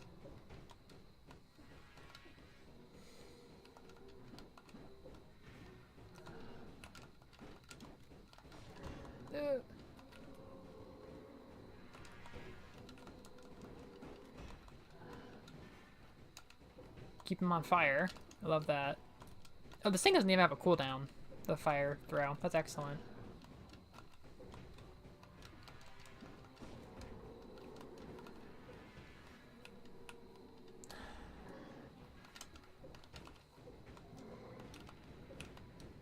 Oh, I haven't had to heal yet. That's really good. Gotta show off for Juno. We've never watched each other play this before. Oh, this song's the best! I love this song! Uh-oh. Haven't listened to this in 2 years. My years do these crazy 2-year callback things, where a year 2 years after a year, we'll just have so many specific callbacks to that year. So this has really been 2022 for me. Minus the extinction event.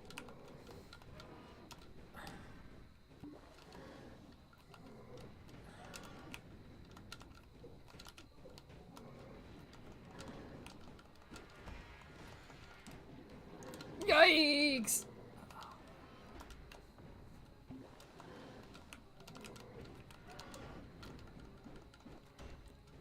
Clutch it out. Let's go. We got it! Fiery.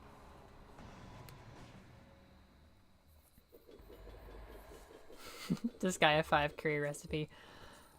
Am I about to pivot? I can't believe I haven't seen this thing show up once since you left Juno. And we died horrendously on our green run.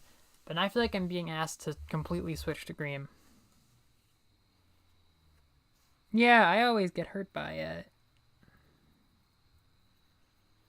I am a woman asterisk of tactics. You are. I'm doing this. Oh no, I've been having so much freaking fun with this set though. Backpack. For the future. And I'll take this. I mean, it's not like I'm not going to enjoy that. Yeah, I love my tactics. Sometimes with strats, as we call it in the community, with perp strats, perp strats. Sometimes I feel like I'm missing the point. The machete and pistol is excellent for doing damage, but I can really get... What the hell am I throwing around? You can get into a position where you're doing so much fancy-dancy stuff and, like, chip damage, but you can't just, like, kill them with, like, a solid burst of damage. But this machete and pistol is helping with that a lot. And those firebrands were downright excellent, so... I don't want to... I've put a lot of love into these now.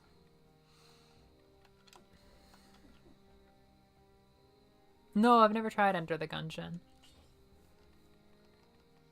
Well, fine. It's DLC down here, right? Or no, it's blocked by the jump. Still village.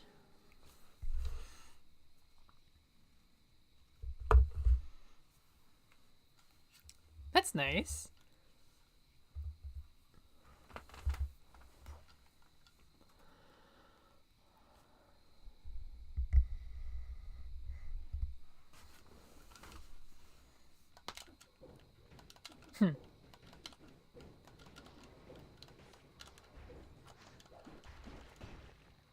Barn.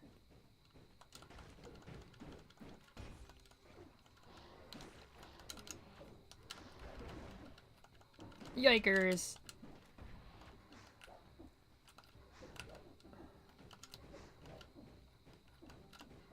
I could not just squash it.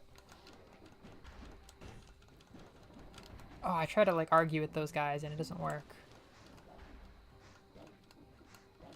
Die. Am I listening to Kate Bush? See, I've already used... Ugh. These guys are tough for me. I think I'm listening to Kate Bush.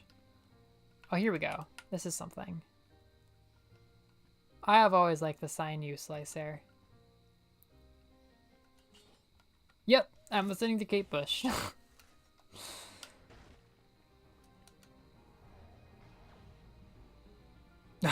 They are. They remind me of Ben's dad. They've always reminded me of Ben's dad. I have no idea what it is about their beard or whatever, but they remind me so much of him and they always have.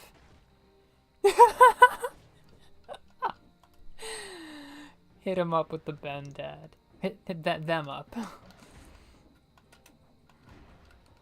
Goodness gracious, I've lost like all of my potions.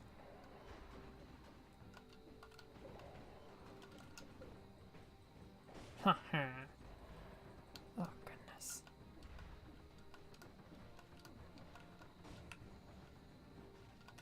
This is nuts!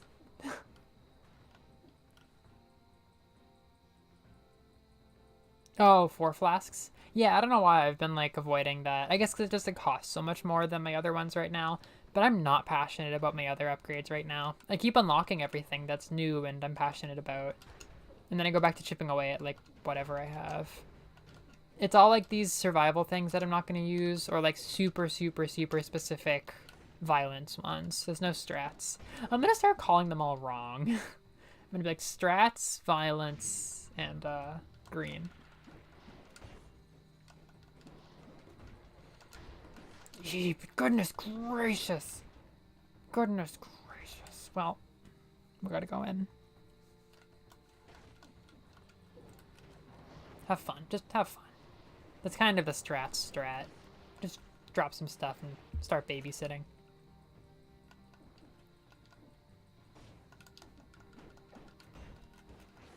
Just mash whatever projectile comes out. Whatever turret.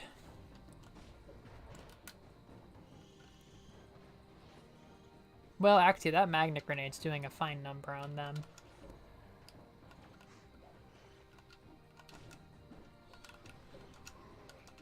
Oh, hell no. Freak. I did the Lily thing again. It's a stilt quarters thing. Ugh, I missed that file. I missed that life so much. Running up that hill, Kate Bush.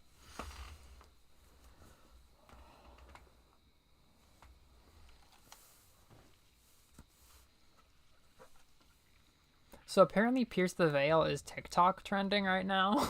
Like, I guess they became a TikTok sensation this summer. So I'm not even going to try to talk to fans who were fans like before this year, because like how am I gonna say like, oh, I'm a new fan, but it didn't come from like the TikTok uprising. I made a genuine connection on my own in 2021 because I was depressed in like the rhythm. We're just not gonna even have that discussion. I'm going back to my roots. I'm stabbing people. I do have like the stabbingest legal name in history, if you know it. Not that I'm proud, but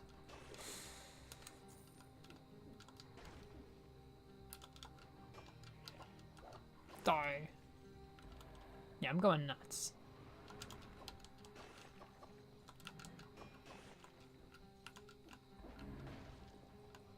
Chicken time is not this time. Just give me an upgrade for what I have. This kind of is that. Love this thing. I haven't used it yet on stream. Yeah, I have a relationship with the violent school.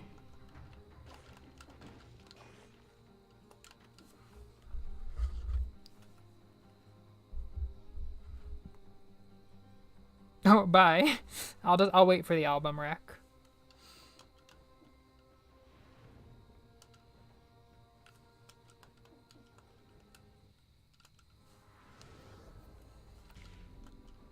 Is it crate bush? I'm always getting creative with those jumpers, and they are inhibiting that creativity.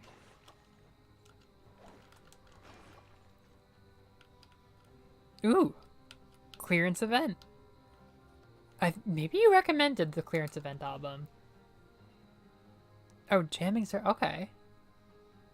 My sister loves surf rock and punk now. Or like she doesn't know she likes surf rock, but the kind of like lighthearted rock that she likes is so beachy. And now she likes punk a lot, or hardcore, I guess. I guess it's hardcore.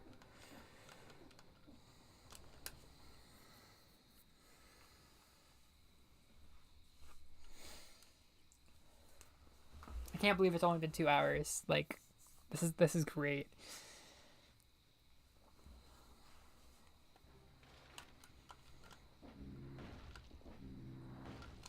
Dead Mel's. Cell-o-vania. Cell-o-vania. Look, it's all coming together. Ah, inflammable oil.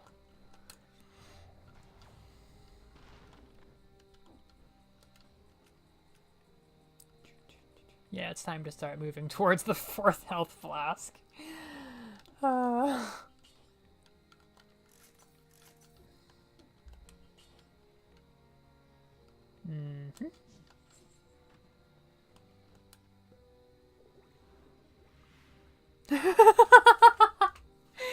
She is a little punk. We both will always have the right to being a little edgy. We are very much rock kids. Yeah, she is so. She's so diligent, and she spends all day behind her microscope, and she's just so good and straight edged, and yeah, she loves like early 2000s hardcore. The Mars Volta started all this, but she fucking loves At the Drive-In and System of a Down like so much. She's taken to them so fast. I don't really know the genres for other bands that she's been into lately, but I know that is the genre she speaks to. Although she's also been calling it like prog rock and prog metal, but somehow, not that I saw this being the thing that she was going to like about these bands, but oh my god, what is this? Oh, I want that. I want the rapier. It's time to go. Yeah, it's definitely the hardcore. It's definitely At the Drive-In and stuff that she likes.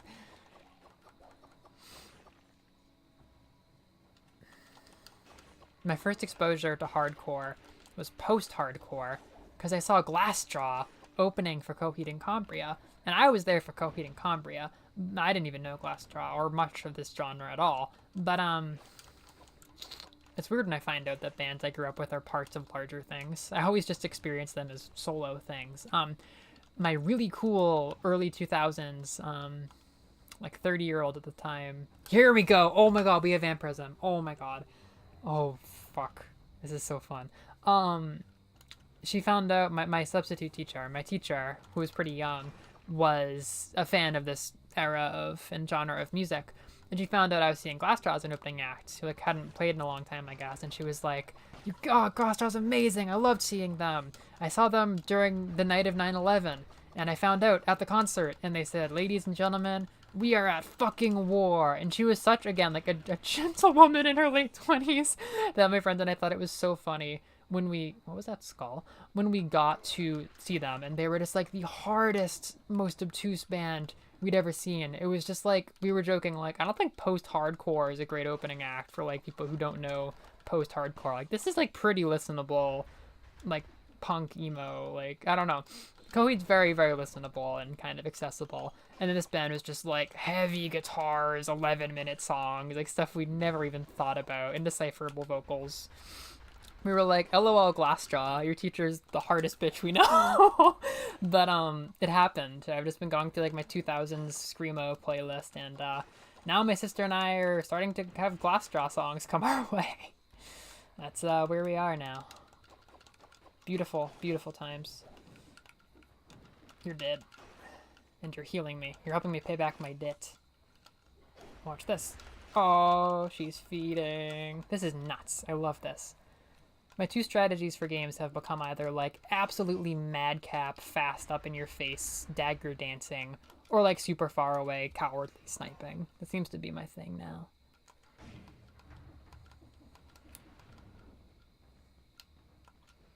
Glassjaw. I forget the other opening acts, but they were hard. They were a lot harder than Coheed.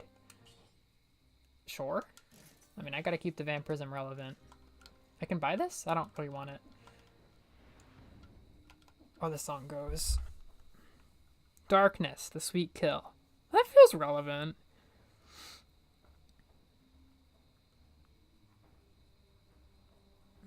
I've been waiting to find a particular, like, pinpoint for the sound of music for so long. I've been circling around it for so long.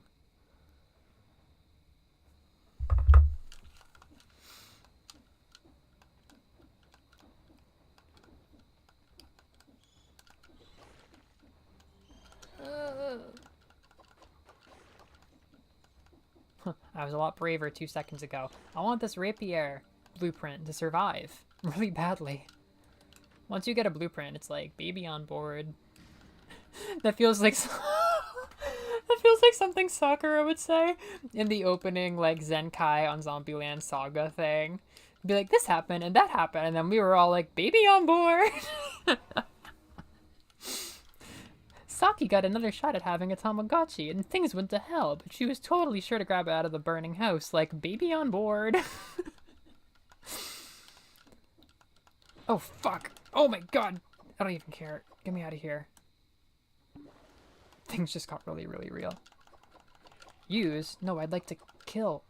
Okay, I guess we're gone. But I'm going back. Where's the backside on this thing? How do I backstab your prism? You're going down. Vampirism! Vampirism! Oh shit! Oh shit! I didn't expect that. Those fights are just so fast. I'm just mashing and praying, and something scary shows up.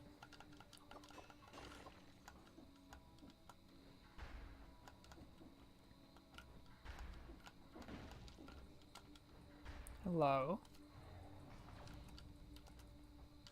Uh-huh. I don't think that was the right choice.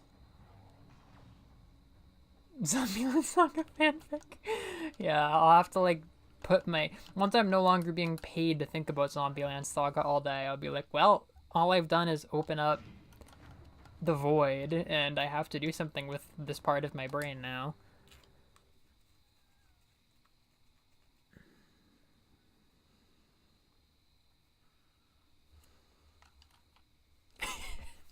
And that move was vampirism.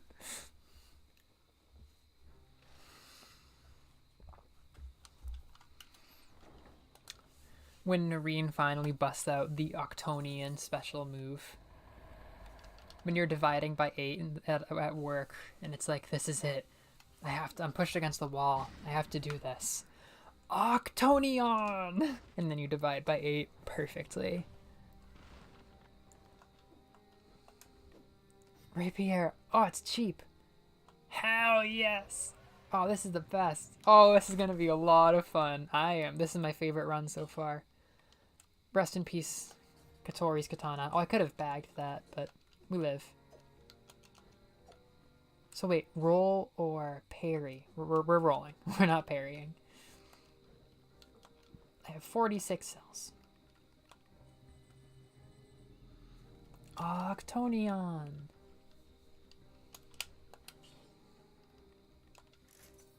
Victims burn when they die. Sure.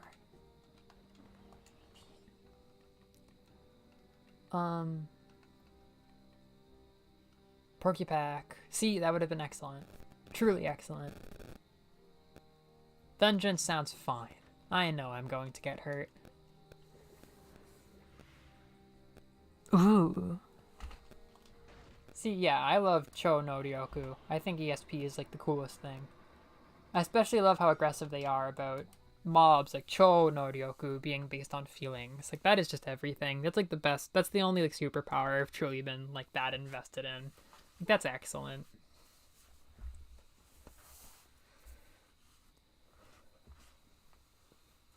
Is yours like Su no Ryoku? Kazu no Ryoku? Kazoe no Ryoku. Alright. This is nuts!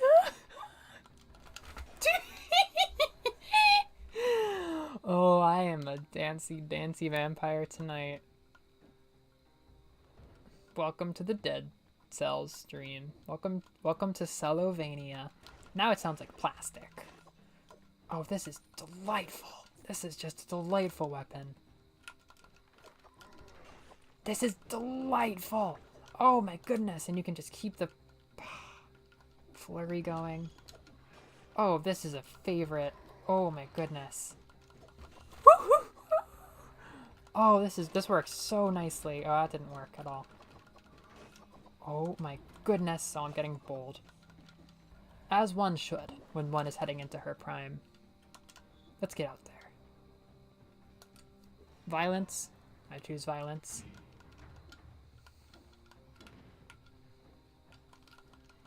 Yeah, you are so dead. I am also so dead, but you know, logistics.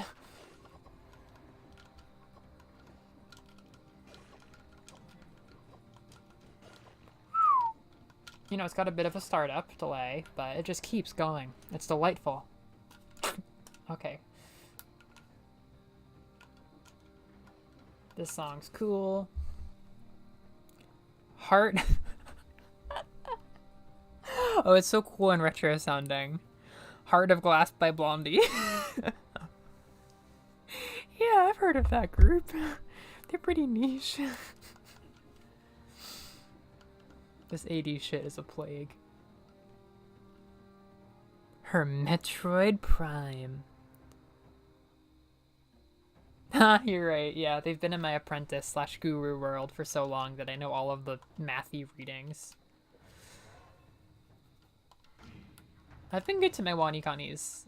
I'm trying to get to level 31 by next July when I'm taking N2. It's not going to be easy, but it's a much more realistic pace than what I did when I burned myself out earlier this year. I thought I could do 3 chapters a month, but that I didn't last even 1 month, and I caused a real mess for myself. So I'm trying to do 2 chapters a month while I'm doing school. Like, it works great, it burns into my head really well, but I am so patchy. I can go months without doing it, unfortunately. How could I possibly upgrade this kit? Okay. Huh? I think mine's just beginning.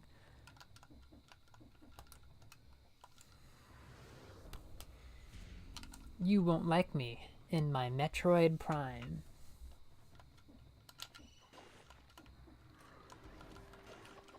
Look at that. Man, once you get that started, it just keeps going. That's ridiculous! Oh my god. Max violence, Cell-o-vania. I think this game's a fantastic showing for how fast my brain can work when I'm on, and how massive and fundamental of mistakes I can make when I am off. It's just very me.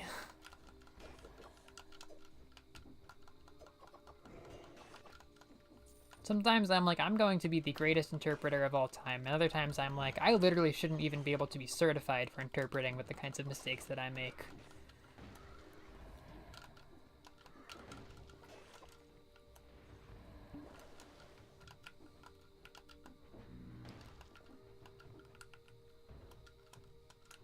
Oh, Rico. Oh, man. Oh, I don't...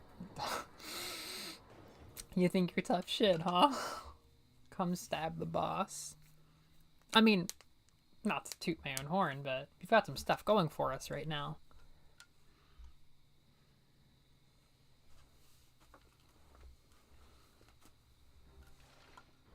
Okay. Let's get it going, sir. I'm close to that hunter's mirror. I have no idea what to even look for once I get it.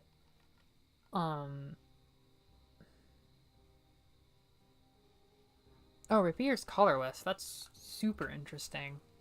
Oh, you're kidding. That's the best weapon ever. Nah.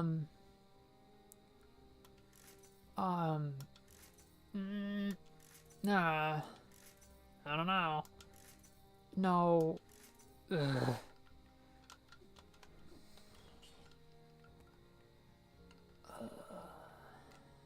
That's something that I need very badly. Okay, let's see if we can do this. This is gonna be ridiculous. This song's so cool. Pap Smear by Crystal Castles. Okay.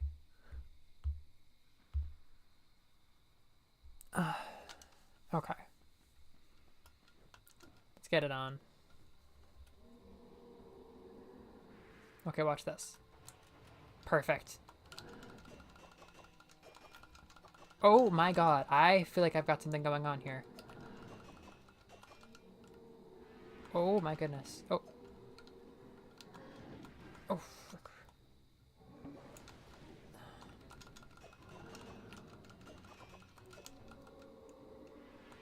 I can't believe how fast the damage is coming out, but I gotta be smart.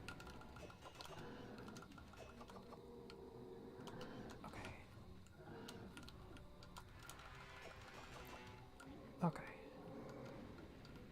Jump! Do your thing. Here we go. This, that. Oh my god, this is awesome! Oh, this is wild.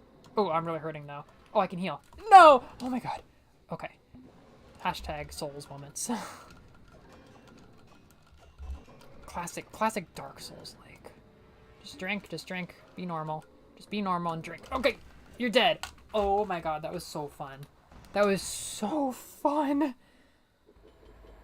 Holy crap. She who slaughters. Full respect to the throwing knife, but I'm not even using it. That was the best. This is the best. This has been the best kit all night. Oh my god, that was so cool. The vampirism and the drugs really complement each other. Thank you!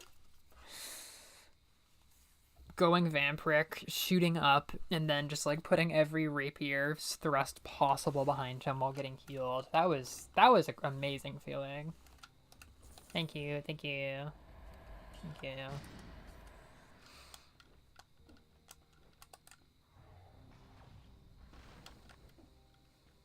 Sir, here to report a life well lived.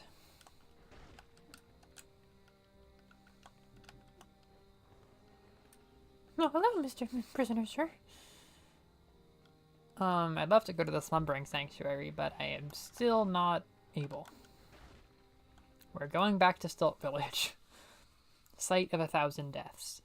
I'm just gonna get crafty.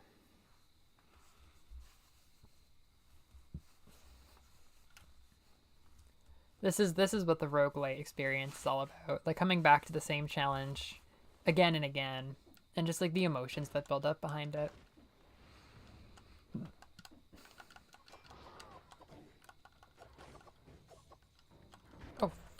Oh, oh, oh. Oh, man. They've really got it held down. Do these both boost my speed? That's another crazy part of this. You're going down. You're going down. I'm out of here. That was close. Oh, food? Word, but go man. That's actually fine. Oh, I am so healthy. In a way. In a certain lens. I'm just dodging past him. Hell yeah. Kill who wants to be killed by you. It's a simple self-care philosophy that my mother taught me. Don't try to kill people who you're not made to kill. There's running for that.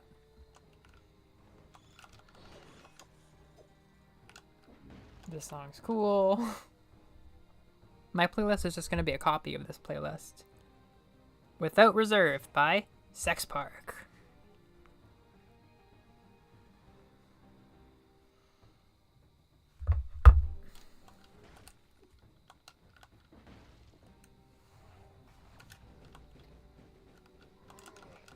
That was dangerous.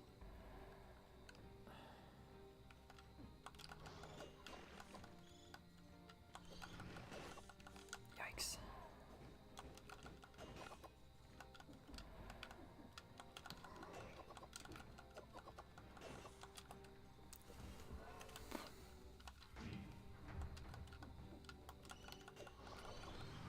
Oh, oh, oh!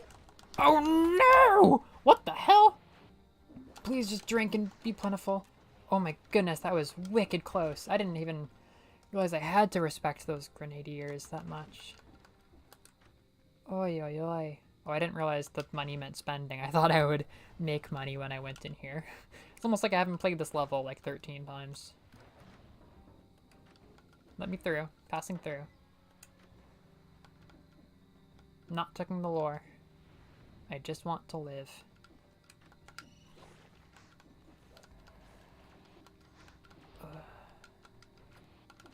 Have at you.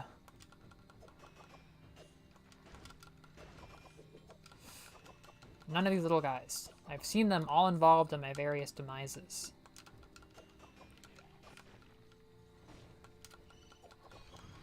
Oh no! Drug up. We're getting out of this.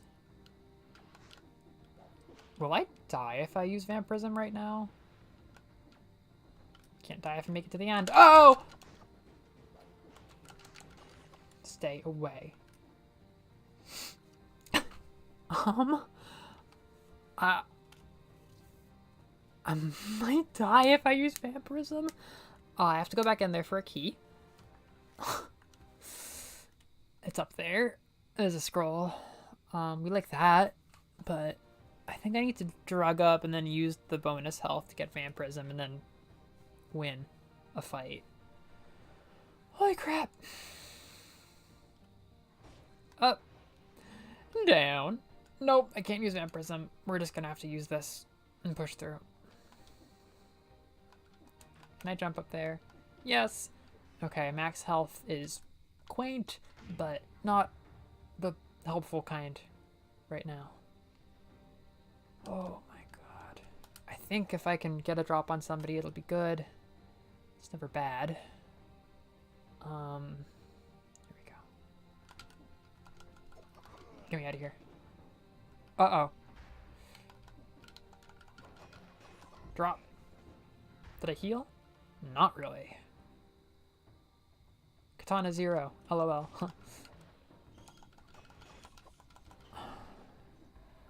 No fucking around.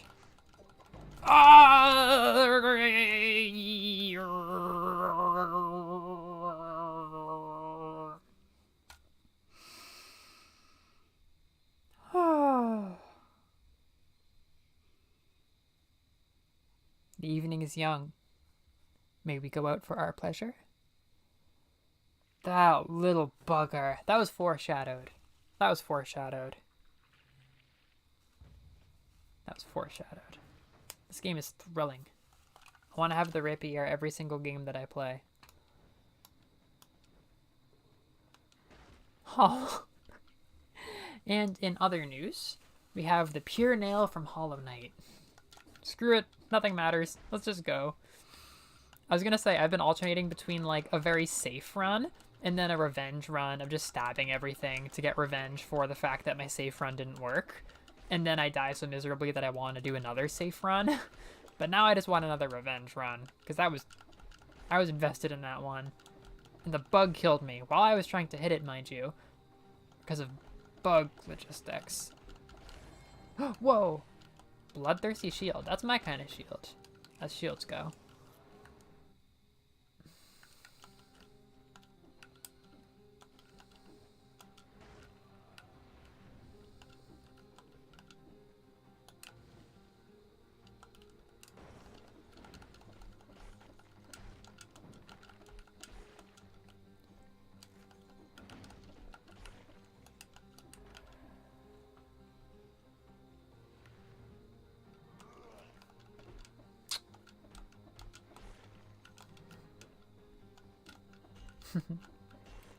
Do I want to be through? No, I want to build. I want to grow. I want to unlock everything. This is going to be a fantastic final run. I mean, if it's the last one, which it could be.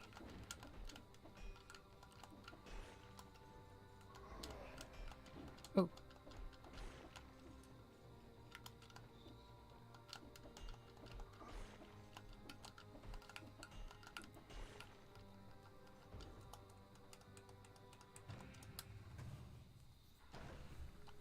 Hello. No. I may have nerves of steel already, but I don't need more.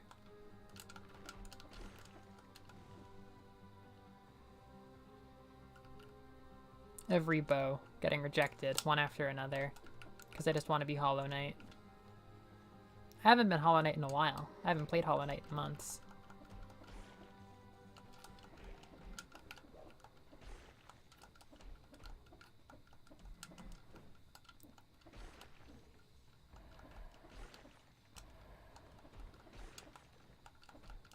I'd go nuts for a Katana Zero crossover, if anybody's watching this stream in the future.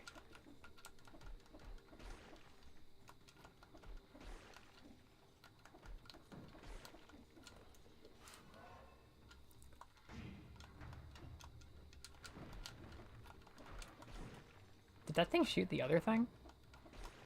Possibly.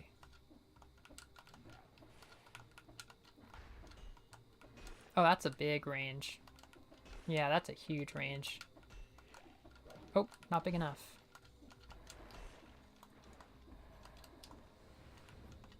By my estimates, I have... Yes! By my estimate, I have pressed 3,000 buttons this evening.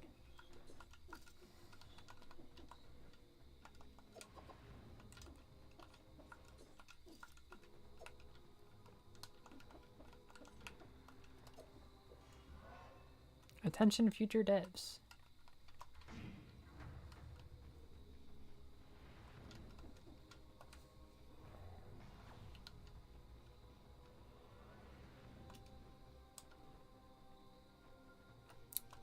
Oh, forget about this.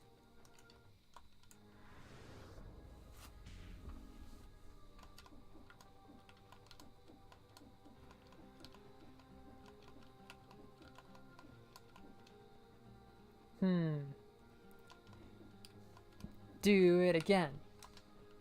Cell-o-vania. R. Revenge.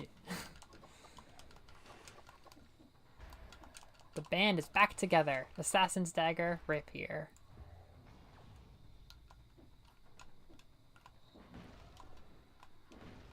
Sure. Hit me.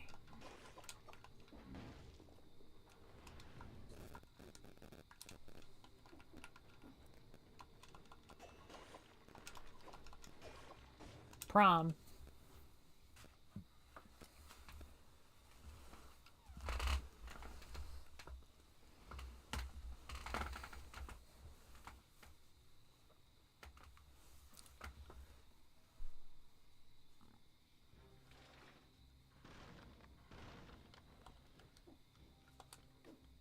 Bloodthirsty shield. Just like you want it. I'll do this. Okay. Oh, wait. Is it already out? Who's the scribe? I don't know.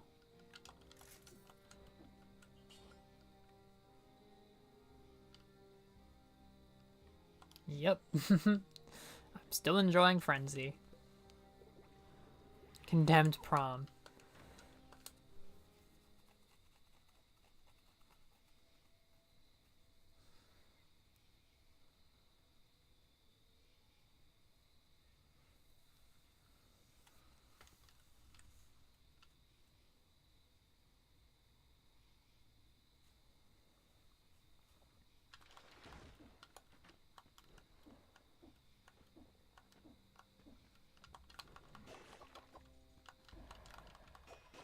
Oh, you guys are dying.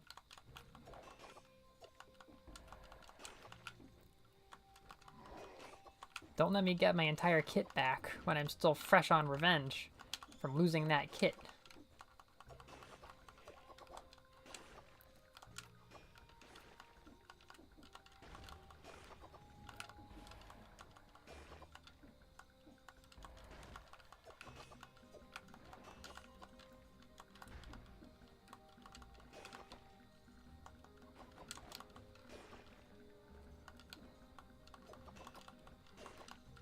This game is pure brain chemicals. It's like Splatoon, but rated M.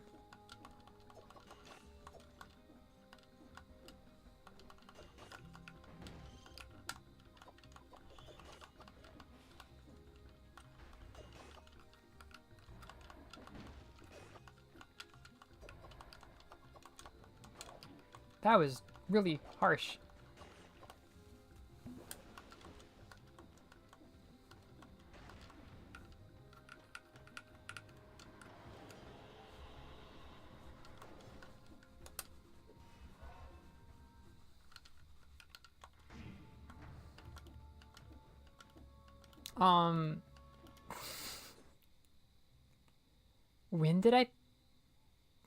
When did I pick up damage times 2? Oh, it's my rapier. I didn't even realize that. I am just constantly in that state. Now I'm getting used to it.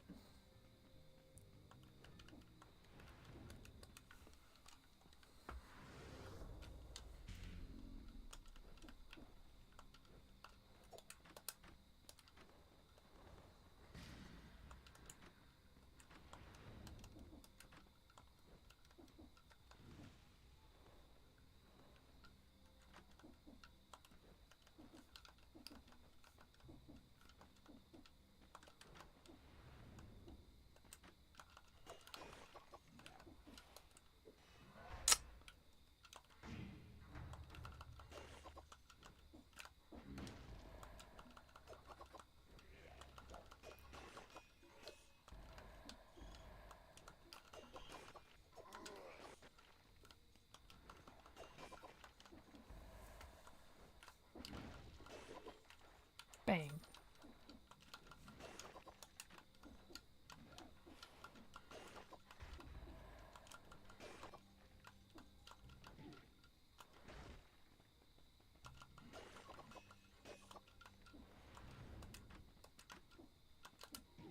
Ouch.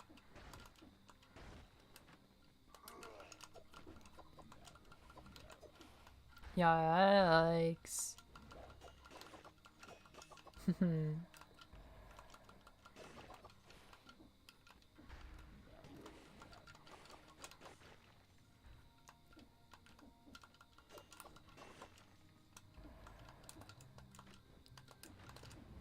Xenoblade Chronicles 3.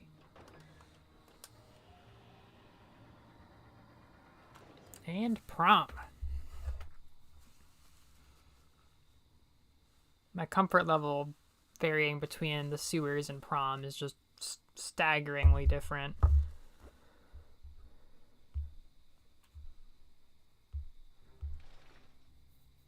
This song's lovely.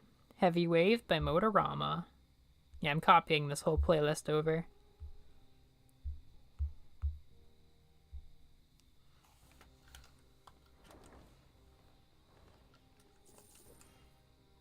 Here's the broadsword. Oh, here's a grenade. A new player joins the cast.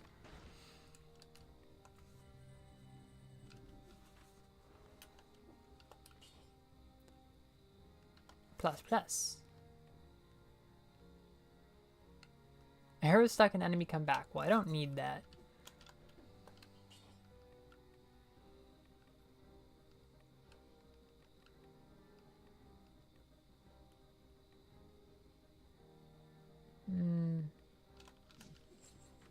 Me pausing to think every single time between choosing combo, frenzy, and the other things over and over again. For viewers at home, check out the song that I am listening to. We can dead cells together. Oh, the song's really good too. Oh, it's Complainer by Choir Boy, which I already fell in love with today. Oh, the song is genuinely so special. I'm gonna be listening to goth disco and imagining stabbing things for the next like 3 hours. I'll be in class listening to this and just dreaming like, oh, I wish I was doing what I love. Streaming dead cells violently.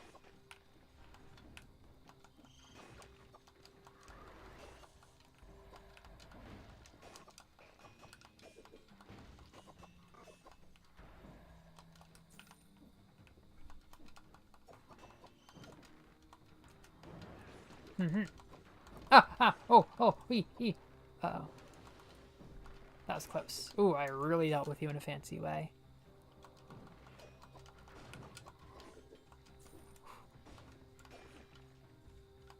What did they just do? I pressed R. What does R do? R doesn't even do anything. Or it's like drinking potions, maybe? I was coming up close to him, and I knew it'd be close, and I was like, oh, I gotta press R. Which is, touching my flask. Not drinking it, but like putting my hand on it as if I were to drink my potion.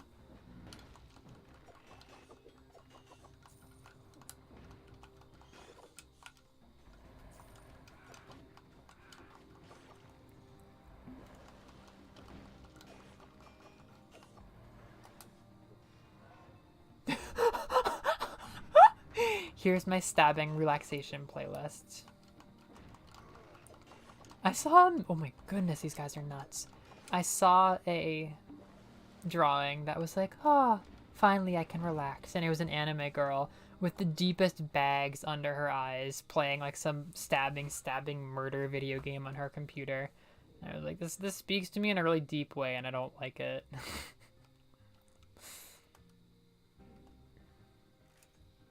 Oh, this relaxes me so much. Stabbing, killing. Press R to take revenge. Saga.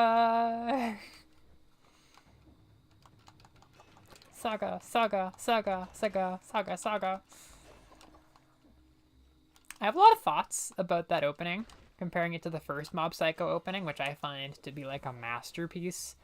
I feel like with the second Zombieland Saga opening, so the first one I see as like, it's got zombie stuff, it's really wacky, it jumps around between a bunch of like, you know, like TV things, like, oh, we've got like the funny Power Rangers thing, we've also got like this funny like thing where they twirl in a circle and Eye is in the center, and like there's the things with Koichiro jumping with the zombies, which is super wacky and funny.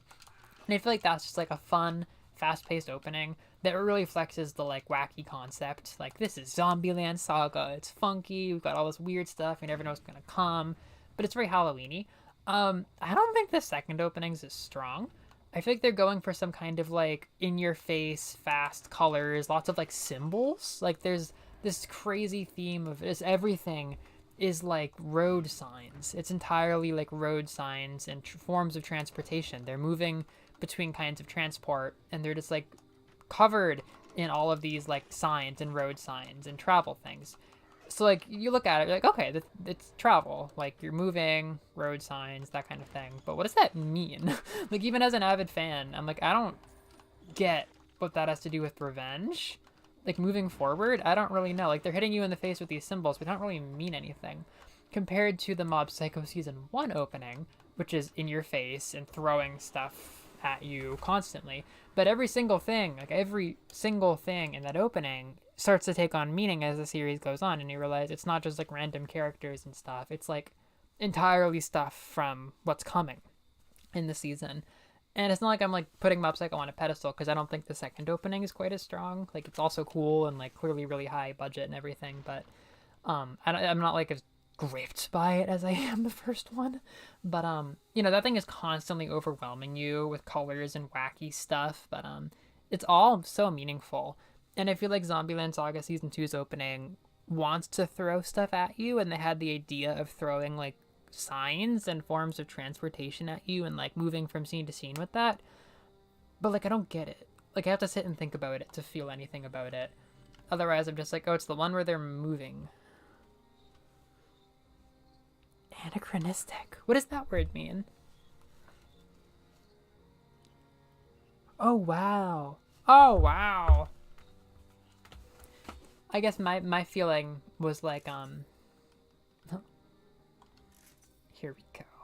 My feeling was like putting them in like weird situations you wouldn't expect to play up the wackiness, which I guess would be stuff from like older eras of anime and stuff, like oh, it's the Super Sentai one or whatever. I need to change this. There we go. Safer. Safer.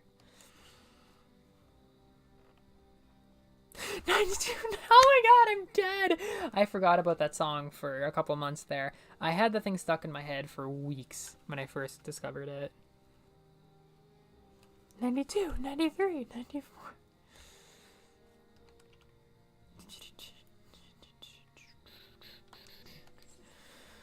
Oh my god. I really think those are two of my favorite anime right now.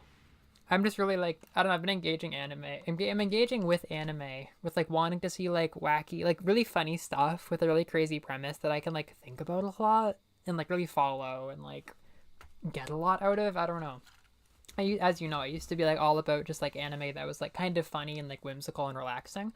And I still love all those shows, but that's not really what I've been going to anime for. I really like shows that are like wacky and super, I don't know. Just the crazy concepts have been doing a lot for me. My dad was trying to sell me on a mystery novel that he lent to my sister. And, I should focus on this fight. Oh, frick. And I was like actually pretty taken in, even though I don't read novels very often. But I was just like, wow, I really like that concept. It was such a crazy, crazy concept in order, like a premise, in order to make the book like gripping from the start. Oh, we're eating him up again. And I was like, man, I'm really interested. Like whatever happens, I'm interested in because that's such a weird premise. And I realized like I'm kind of becoming a premise person, which might lend me well to mysteries. I feel like mysteries have to take you in with the like, what? How wild? Or maybe I'll read like Haruki Murakami or something. Not that I have been reading any more words than I normally do, but the idea was there. Going down. I might also go down, but we're going down. That rapier, man. Oh my gosh.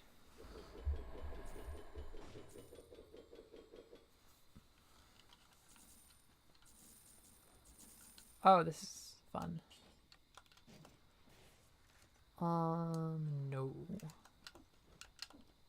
We're back to Stilt Village. I think I might call it after I die in Stilt Village. I'm probably not going to have the energy to build myself up again. 2 for 2.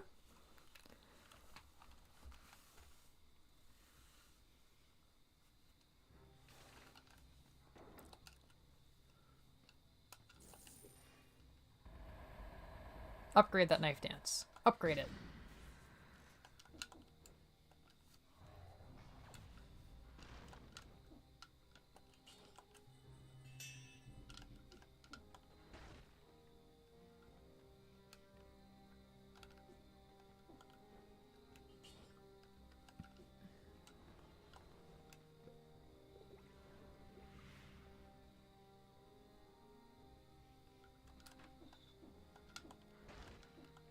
Yeah, I would say Soul Eater just because like I've been enjoying Soul Eater so much, but I think it's just like the wackiness of it.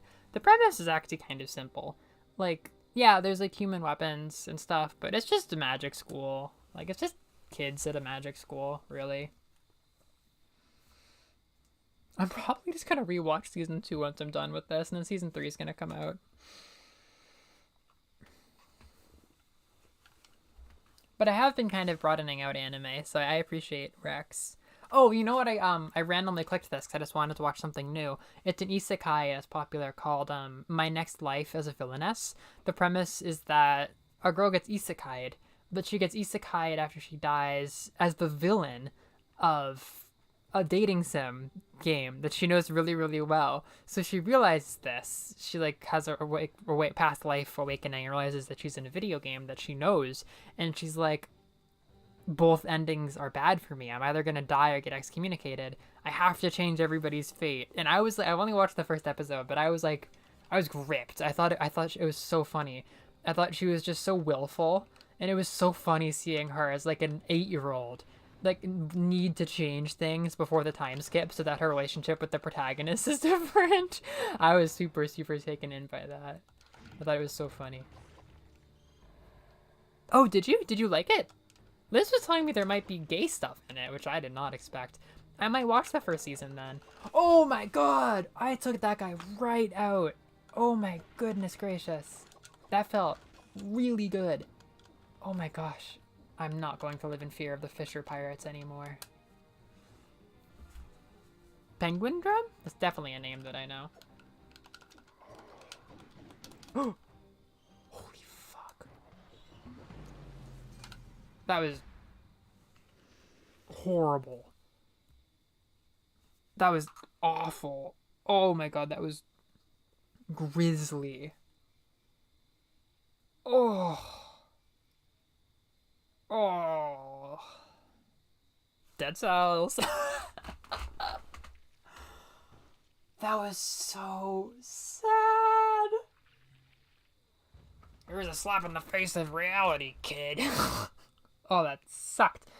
Oh, I took one of those fishermen down in one move. And I made one mistake and took the entirety of his close-up attack and was left with like a mercy 1 HP. And died to a cheap shot with my full potions. That feels like getting hit by a truck and getting isekai'd. That was grisly.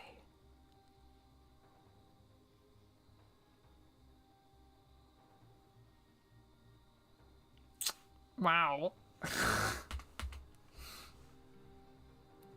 I need to do a little bit more killing. Just a tiny bit more. Just a little bit more. Just one more life. One short life, truly. With these shoes. Sometimes the game punches you bad. Oh, oh my goodness, I'm not gonna forget that.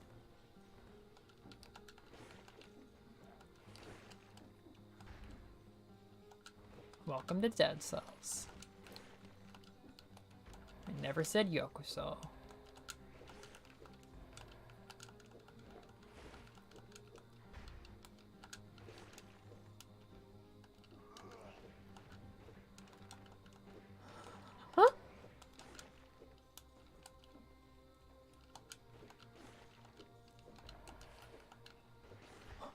It's not even a crit. I think they just die immediately if I push them against a wall.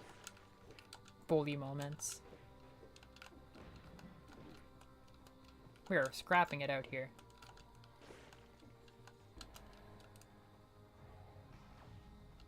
Hello. I have one other weapon now.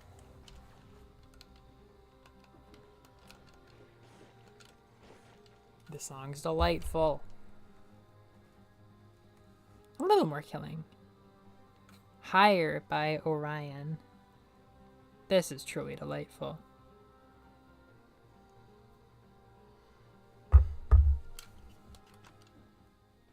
Vampirism? Someday. With more funding. Please fund my vampirism. Oh. I could cry about that last run. That was so sad. My poor revenge run.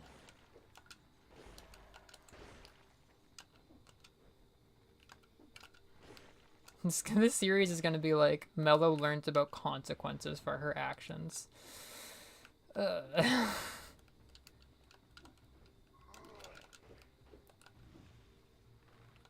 Face flask.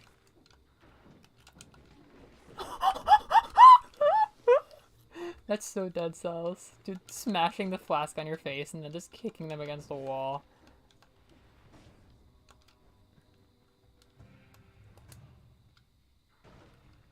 Oh, hi.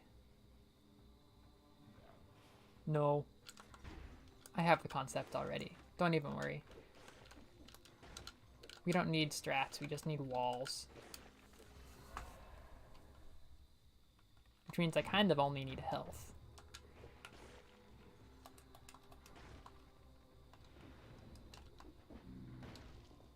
Prom. I can't believe I got us out to prom with this set.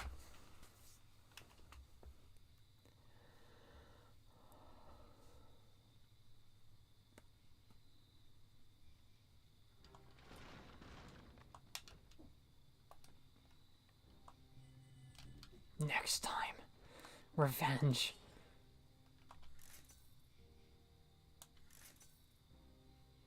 I guess that helps.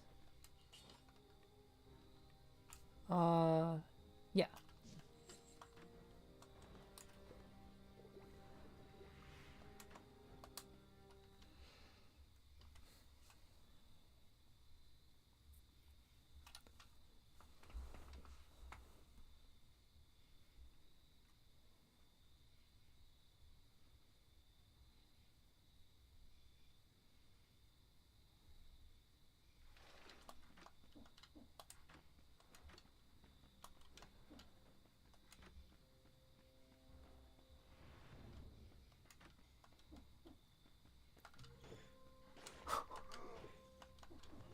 Oh, can't really kick this down. Oh, but I can.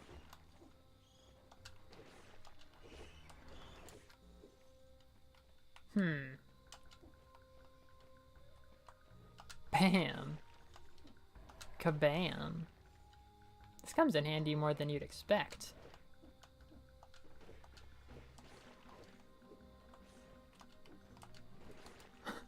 My gosh.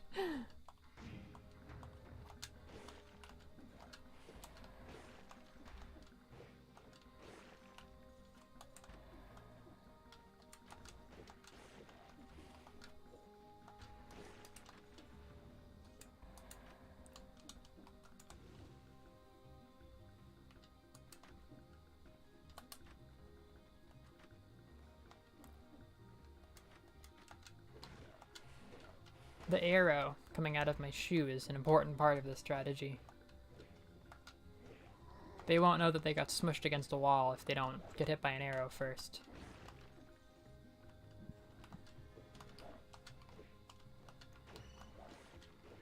You're supposed to be dead.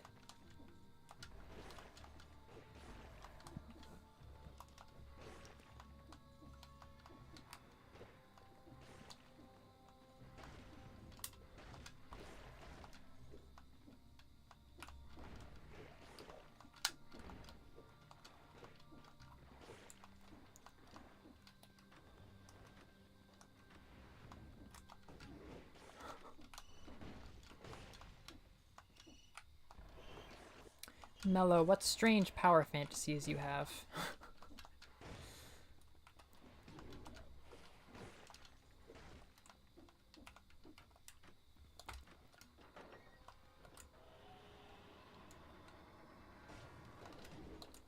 Let's go. The funny thing about this is if I keep going as I am, I statistically have absolutely no chance of fighting the boss because there are no walls to kick him into, and I can't wear him down with my heels alone.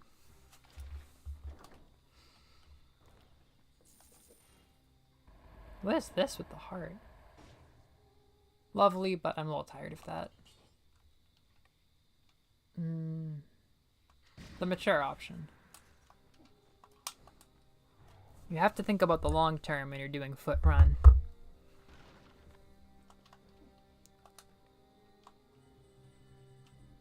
I think this series has a lot of potential. We're gonna be like, yo, Foot run. Everyone's gonna be like, oh, foot run. Holy crap. And that'll go real well.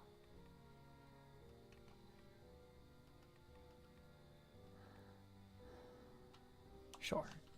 I'm probably going to get hurt a lot. You can't win if you can't Kabe. No Kabe, no way.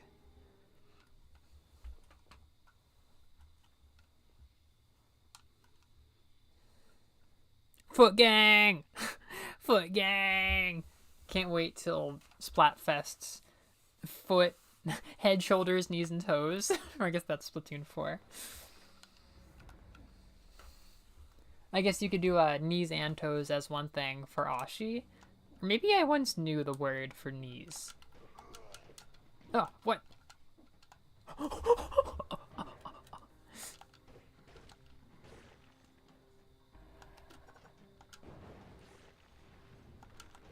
Oh, there's not enough walls out here. But down here, it's all Kabe.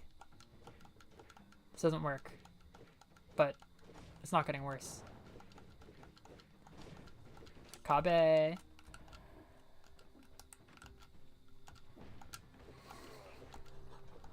I hide my tears in the rain to mask the pain. This song is perfect.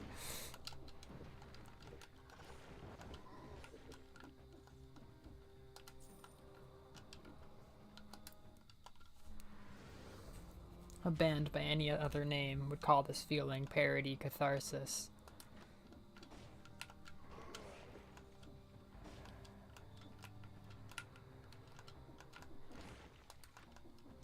That's another way to get the foot in.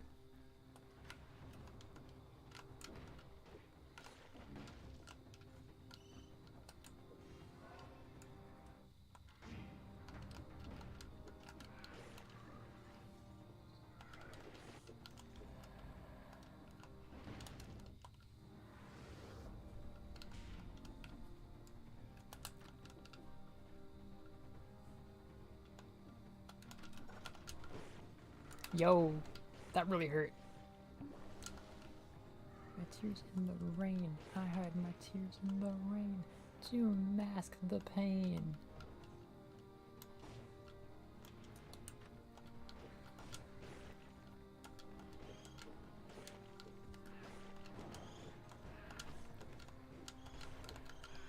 Keep surviving against the wall.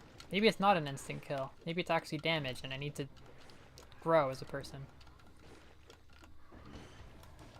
Oh no, oh there's nothing, oh.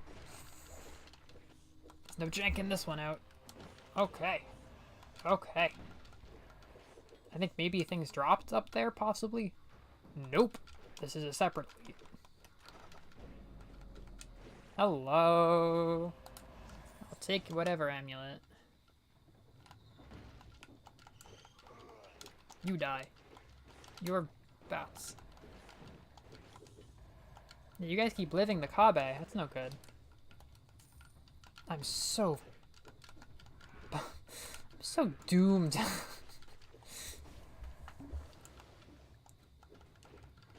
Foot gang.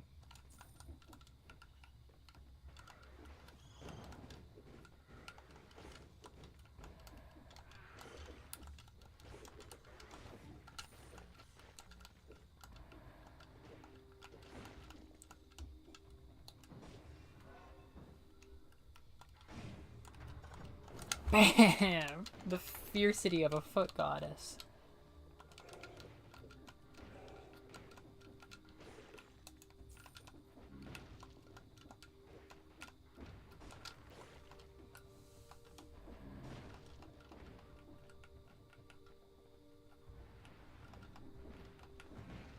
Hello. Unless you're giving me a second leg, I'm not interested. I was slightly interested, but I think that actually works against my principles.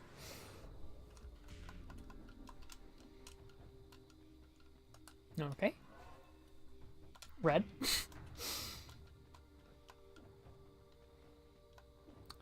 Who would I be repping if I did a red run? If Mamimi is our tactics master as purple. That was a lot of destruction.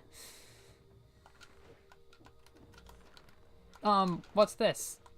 It's an orb. This seems like a blessing. I'm keeping it. Whoa, what the hell? Whoa, this feels like my calling.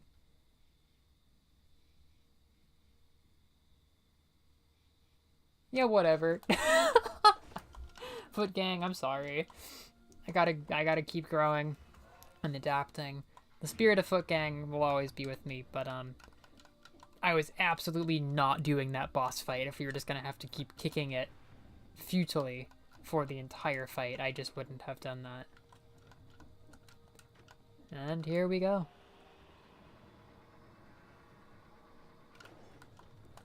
What other game keeps you this interested for 3 hours, repeating the same levels, like, over and over again?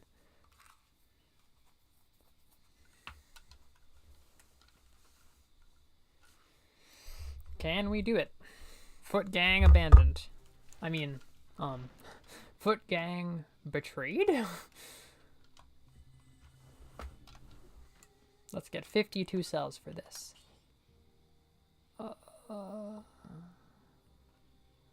Well, I'd hate to lose colorless. Yes. Can I plus this up? No. Oh, I don't know. I always do this. But I probably want to do this. I said I could be a sniper. Let's test that. Let's test that. Maki! That's actually a pretty good one. Maki is certainly among my Hall of Fame of legacy faves.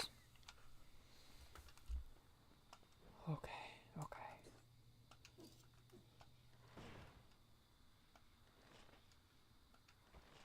Holy crap. What's that first shot all about?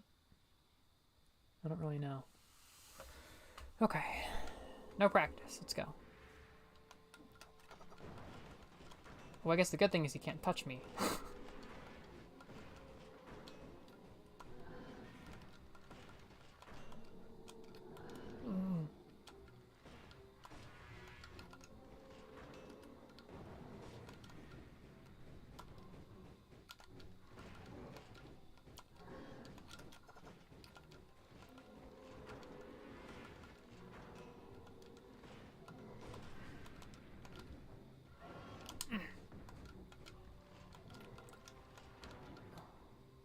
Do it.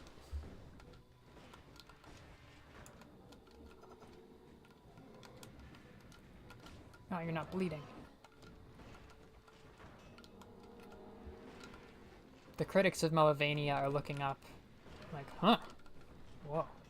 Didn't see that coming.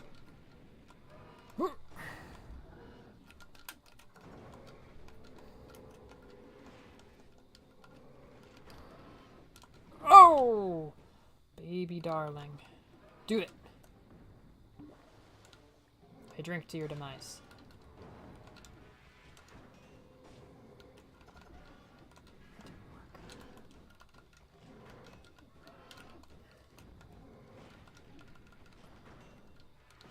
Die. Whew. Foot gang. Lost but not forgotten. Exactly. Bringing out my secret orderly and precise side.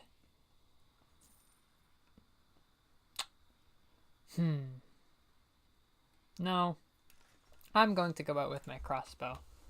I gave a great deal of devotion to it.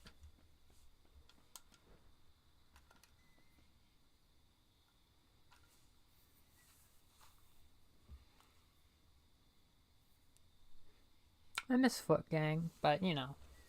You know.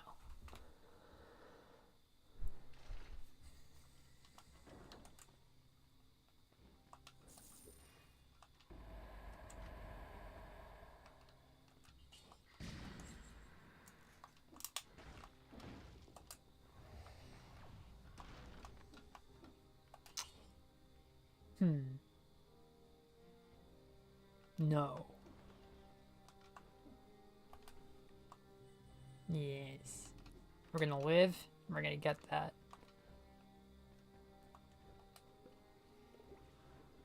Yeah. Foot Gang's aspirations.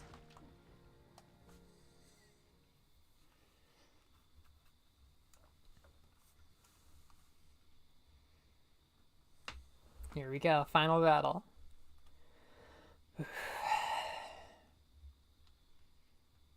It's not even that long range. Like, I think I'm still gonna lose to the fisherman. Yeah.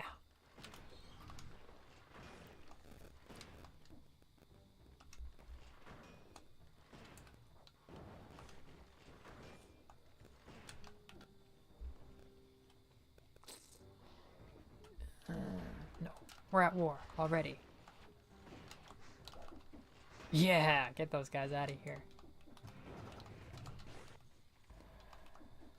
Okay. No. Are those my friends? Oh, they're gone now.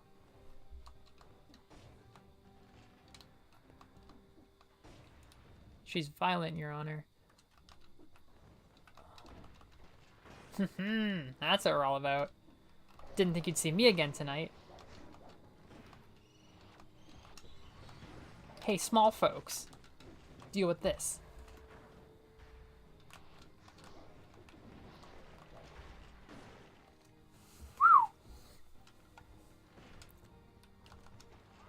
Okay, okay. We can improvise. Whatever the case. Any mystery solved. Any puzzle or mystery solved. One down.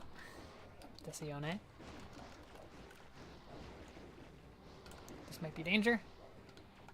I have technically a ton of health. Okay, just keep dancing. Fire! That was a lot of damage. BAM! Crossbow gang. Oh, the blaze of our revenge. Wow. I didn't think I'd get revenge by goofing off. Foot Gang provided this opportunity.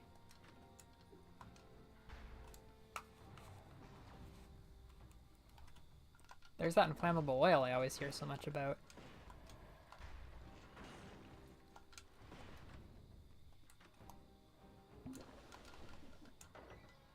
Okay. Lock and load.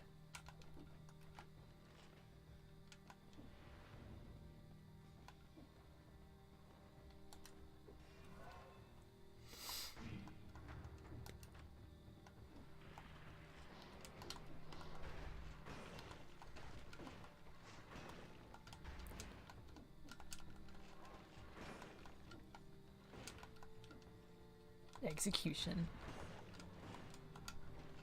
This is a delightful feeling.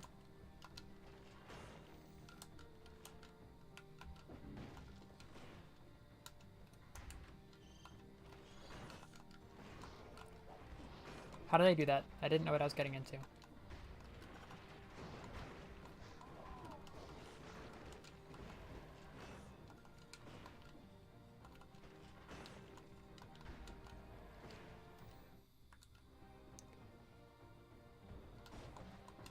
Let me in there.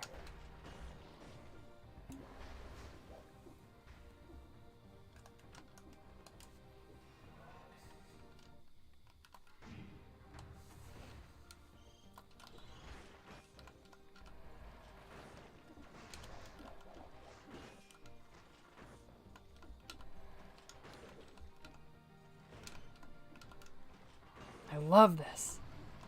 Revenge. Oh, I'm in danger.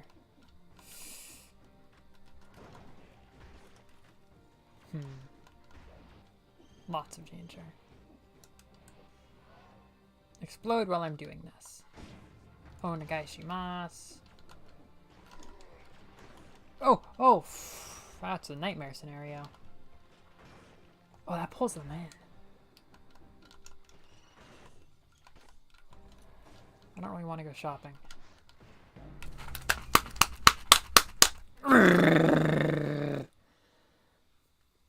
Oh, grubs. That's a very mixed feeling. It's a very mixed feeling to die to a grub again. I think I know who my true enemy is now. It's the little guys who bite your ankles. That's a tough one. That's a tough feeling. Cell-o-vania. Cell-o-vania. Crossbow. Foot gang. I won't forget you.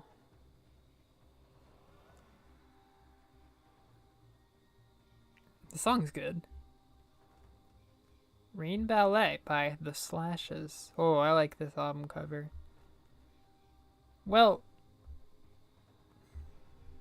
that's a lot of life. That's a lot of life right there. Just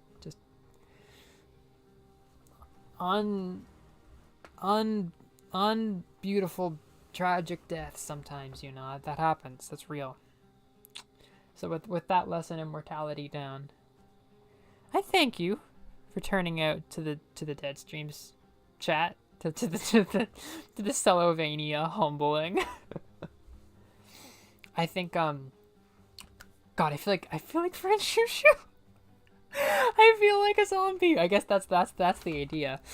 I feel like, despite these many setbacks, you know, we're really growing, we're really improving. You know, I feel like some real progress was made here. You know, there were some big steps up, some new characters entered the playing field, and someday we are gonna get back out there and get our revenge on Stilt Village, which I used to be able to beat, but I guess I'm too rusty to.